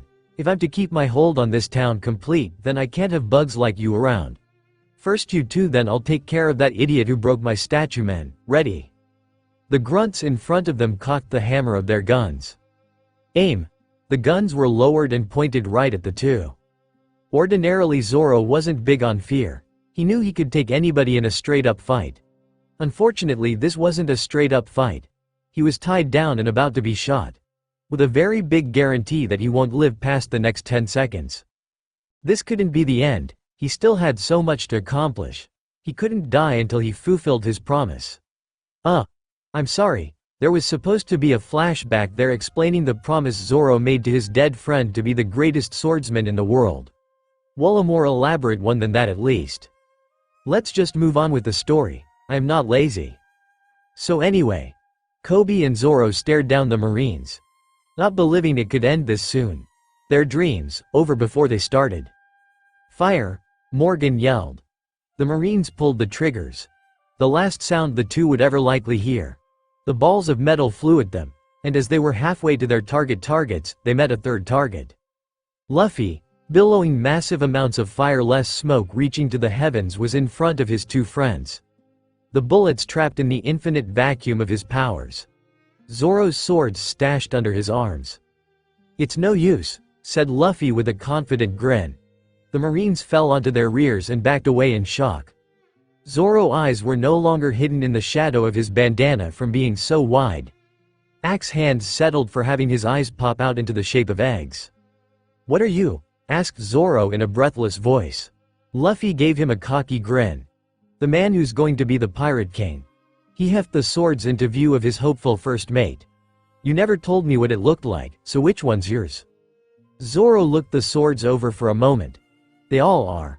I'm a Santoryu user, so I use all 3 blades.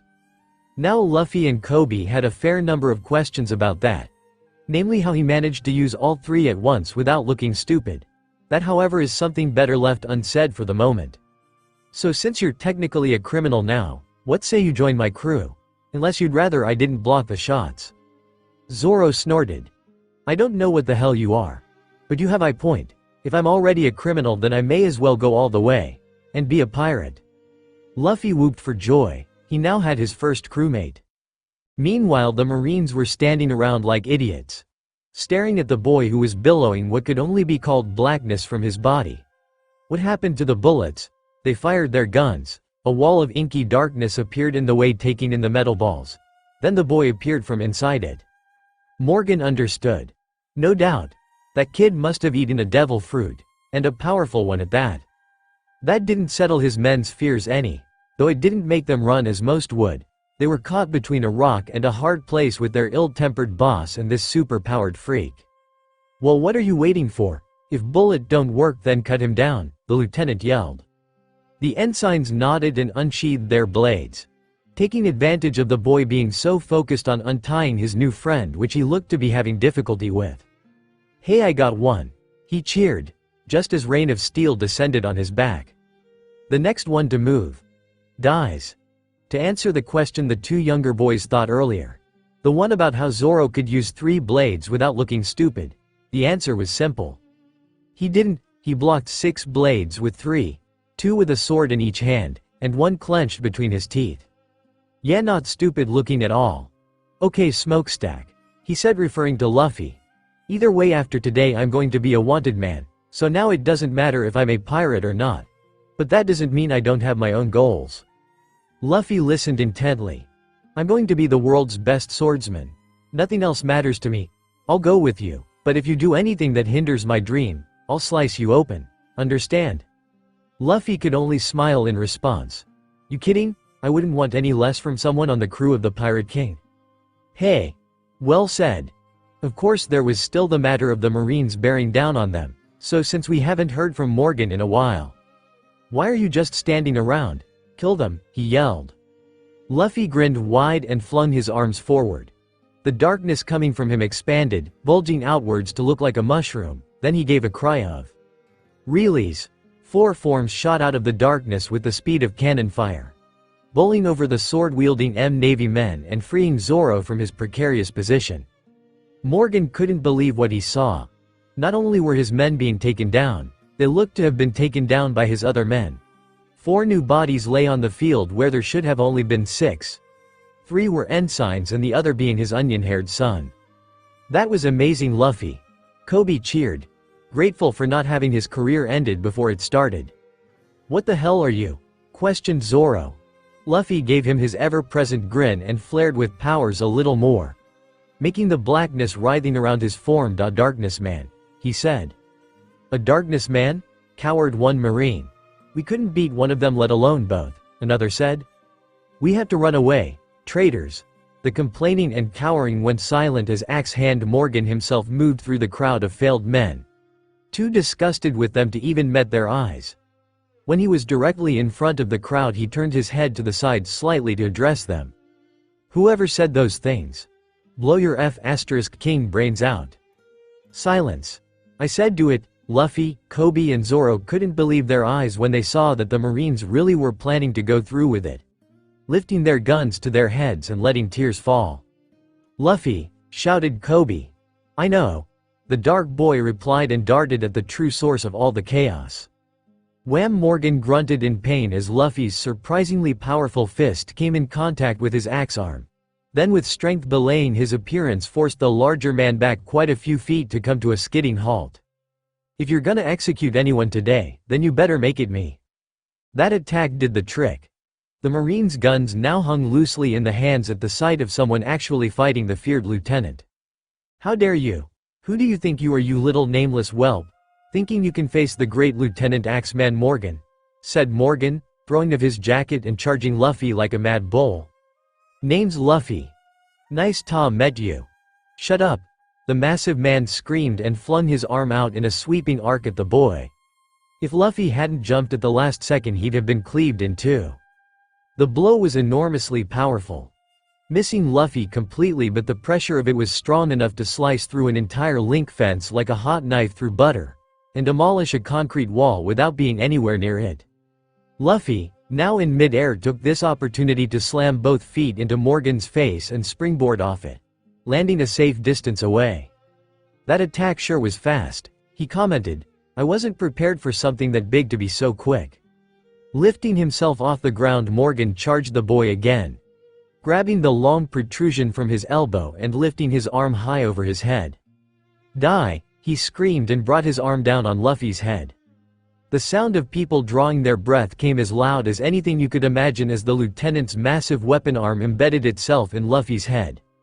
Dread filled the Marines as they realized that their one glimmer of hope in so many years had faded into a fountain of blood.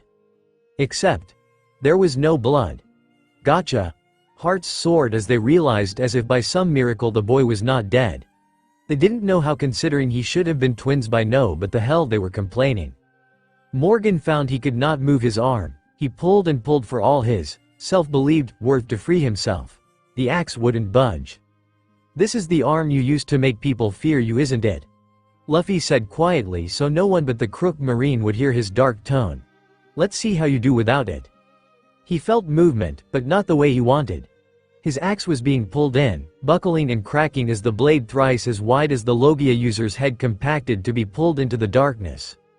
Morgan cried out in an octave one shouldn't be able to reach after puberty when a particularly violent jerk on his part twisted his arm in a way it shouldn't go.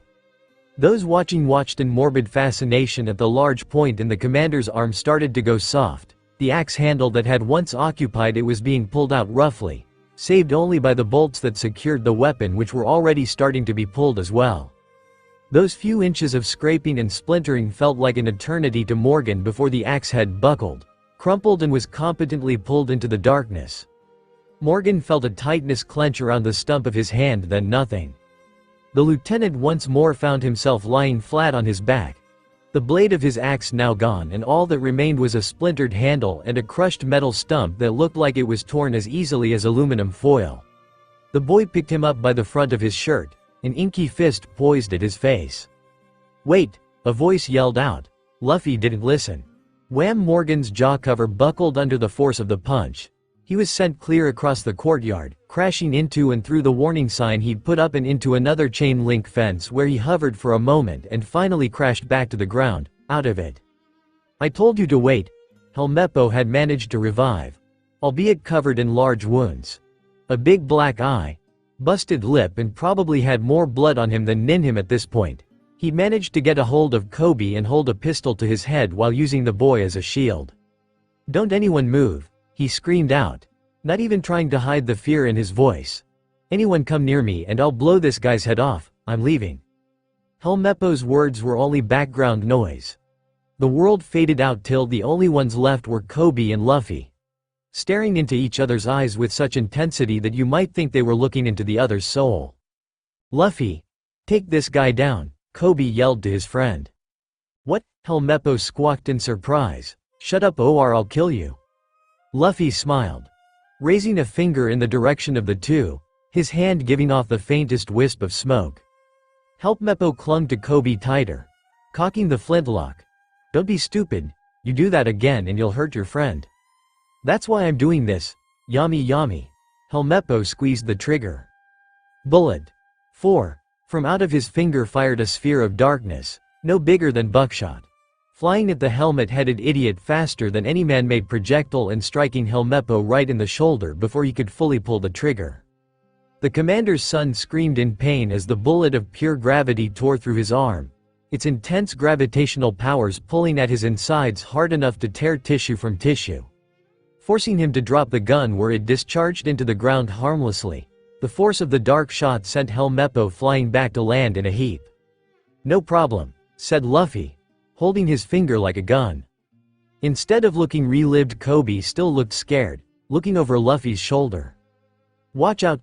Morgan had taken advantage of everyone concentrating on his son, so sneak up on Luffy, pulling out a knife he kept secured to himself for emergencies to cut the boy's head in two like he should have done before. It never came. Before the officer could even bring the knife down, Zoro was already behind him, his 3 blades wet before the giant man could even fall. "Nice one, Zoro," complimented Luffy. Zoro nodded since he couldn't smile with a sword in his mouth. "Anytime, Captain." Yet he could still talk coherently. "Weird."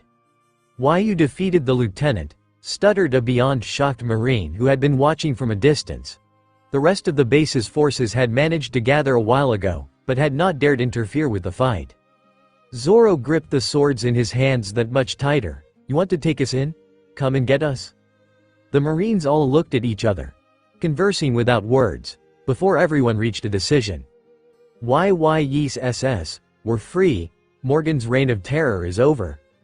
They throw their unloaded guns into the air. Swords clattered to the ground as the normally strict and serious Marines danced and sang like pirates in celebration. Their feared commander had been taken down.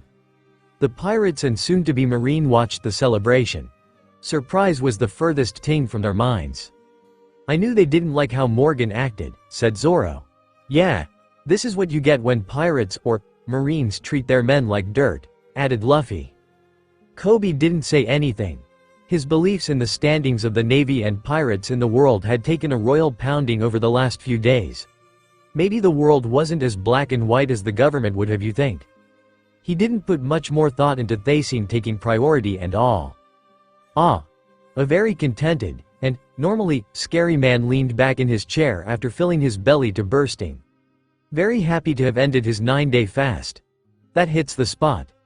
"If I didn't eat anything any longer, I swear I'd have starved to death." "Then you were just bluffing when you said you'd survive a month," said Luffy while swallowing the last of his 2 plates of food. "Don't push it, Luffy." Zoro stared his ignorant captain down. "Sorry to be imposing on you like this." Apologized the only non-pirate out of the three. Speaking of course to Rika's mother who had offered to feed them as thanks. She just waved him off. Nonsense. You saved the town after all. Just ask those outside. That was true.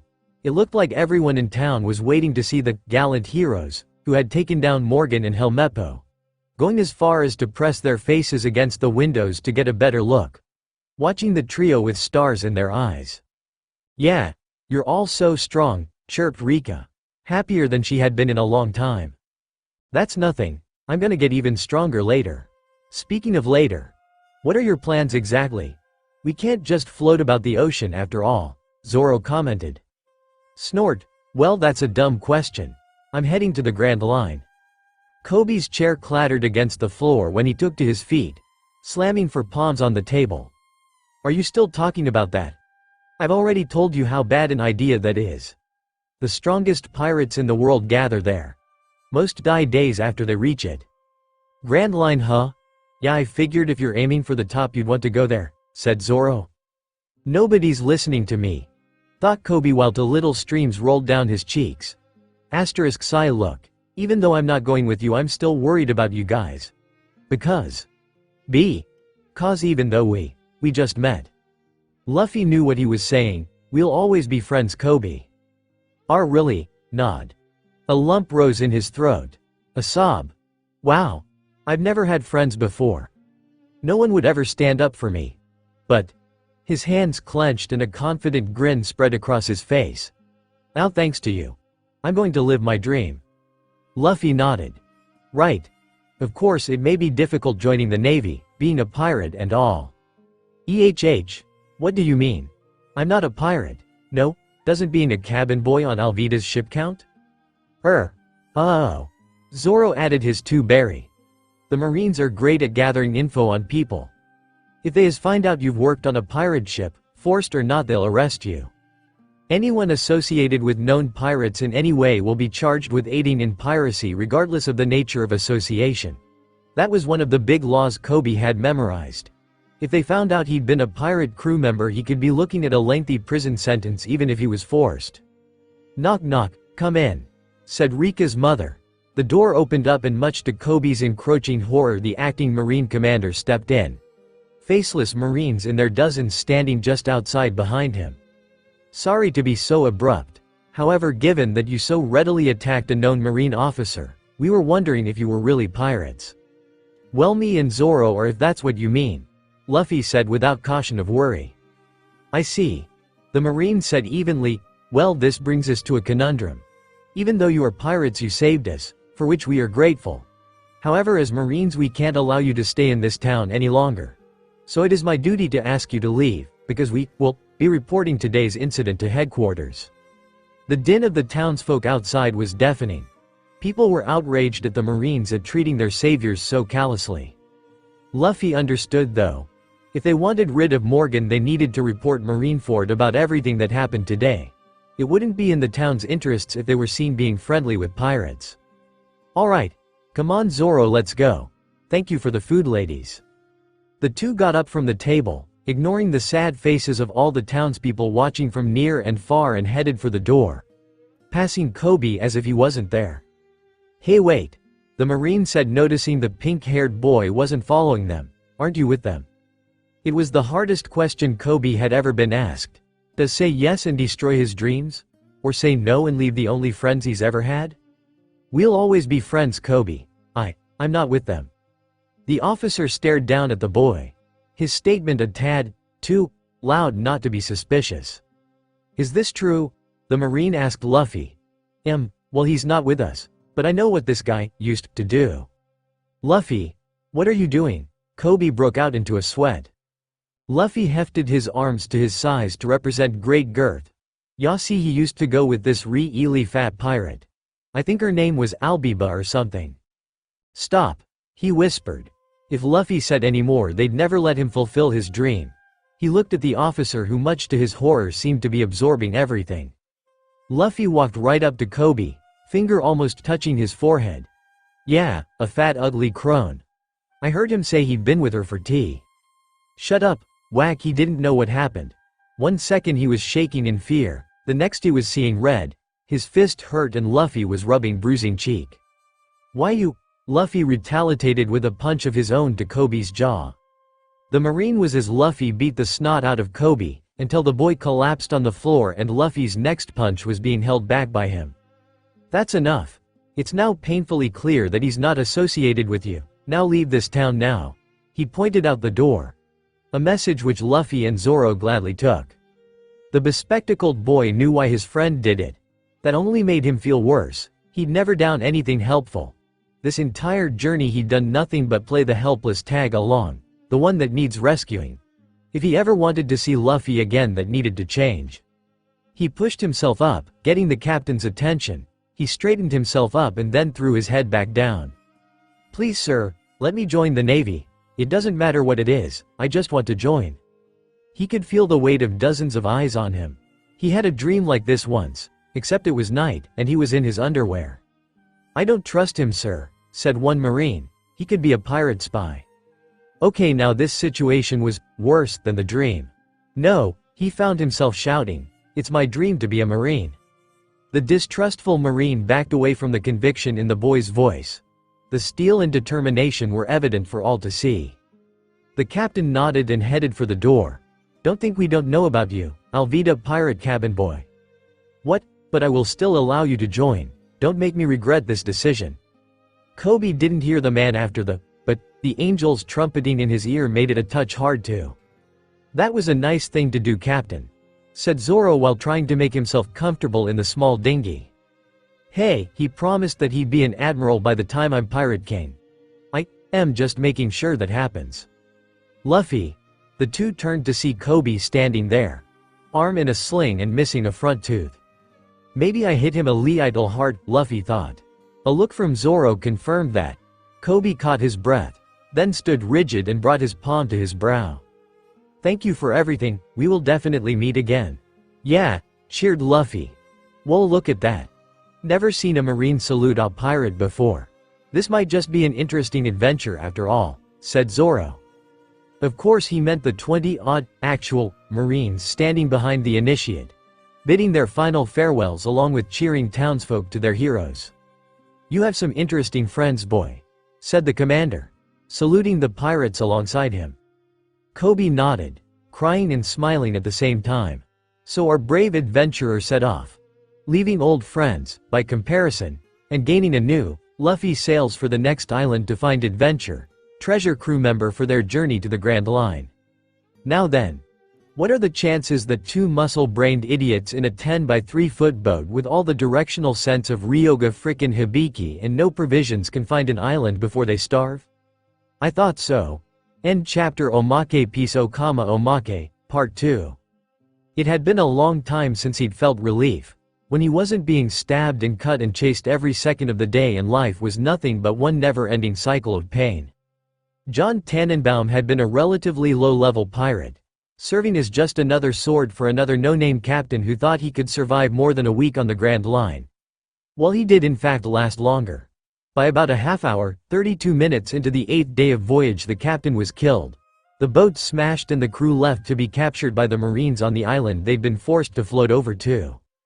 Due to his record of kills being ever so slightly higher than several other members of the crew, John earned a spot in the Crimson Forest, being chased by demons and poisonous animals for most of the day, with rest being allowed when he was too tired for it to be fun for the guards to chase him anymore.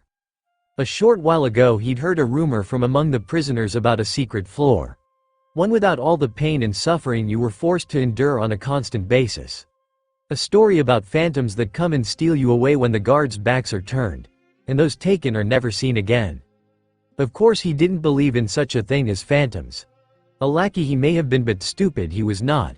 He'd spent weeks checking the walls of the floor he was on, patting his hands against the stone bricks to check for looseness while making it look like pathetic crawling.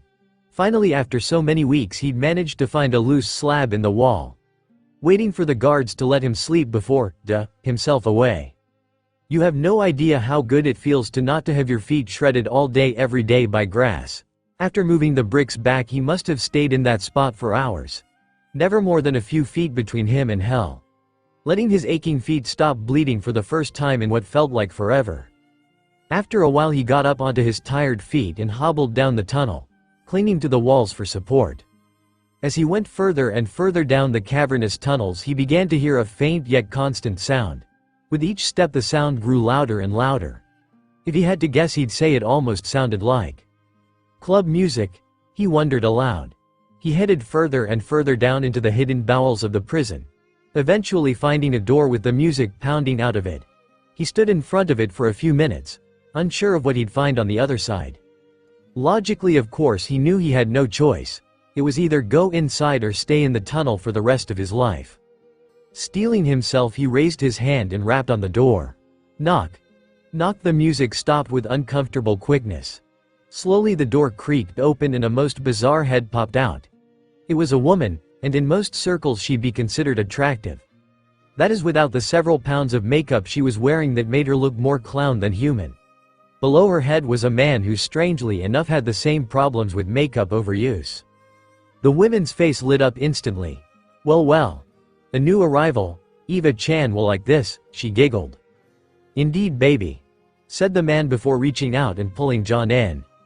The dark world exploded into blinding technicolor. Music began belting out once again as everyone rushed to greet the newest arrival. Welcome, honey. How's it going? What level you from, sweetie?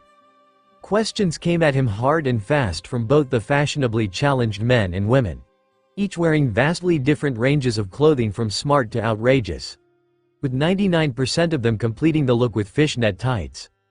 After being poked and prodded for about 10 minutes, John managed to break away from them and get several feet of personnel space. What the hell's going on? Are you going to explain anything to me? Of course, John-chan. All you had to do is ask. The lights dimmed except for the stage lights focused on the platform in question. Slowly the curtains raised, showing several overstocking wearing men and, oh no, the giant of a man in drag that looked like a Frank N. Furter bobblehead held up the microphone to his heavily painted lips, ready to knock the crowd of their feet. Oh no, the dancers gyrated to the music, just as it changed rhythm and beat to a very familiar tune. No, Emporio Ivankov, the queen of all Okama, took in a deep breath and let the music take him. How do you do? ICTH, SSSTT2PPP. The entire room quieted down at John's outburst, the man quite clearly angry. Excuse me, John-chan. It's rude to yell when people are trying to sing, Ivankov said, clearly affronted. Don't care, I'm not being a part of this. Of the Okama kingdom? A resident said. But you only just. No, I meant this stupid joke. It's been done. The Okama all broke out in sweat. It's not that bad, said another. Really? Said John sarcastically. You don't find the guy clearly inspired by the Rocky Horror Picture Show singing, Sweet Transvestite, the least bit too obvious a thing to do? The room echoed. Look, I like a joke as much as the next guy. But there's a line between recognizing a character from somewhere and having the parody shoved down your throat. Enough is enough. The collected Okama absorbed that information. Ivankov slowly put down his microphone. Alright, John-chan. What do you suggest? Well, I'm just a mean green mother from outer space. Ivankov, dressed in a green leafy costume, sang on stage. The other men and women watched the show with some discomfort, with John being no better. This is better how? Said the woman who greeted him at the door. So give it up, it's all over, Ace. John shrugged. I didn't say it was better. Just that people wouldn't expect it. The woman looked puzzled. Then why? Mean and green, shish. This is the best part, John said and turned back to the stage for the song climax. And I am bad. The Okama queen in green screamed into the mic in duet with the choir. The woman sighed. All sh*t.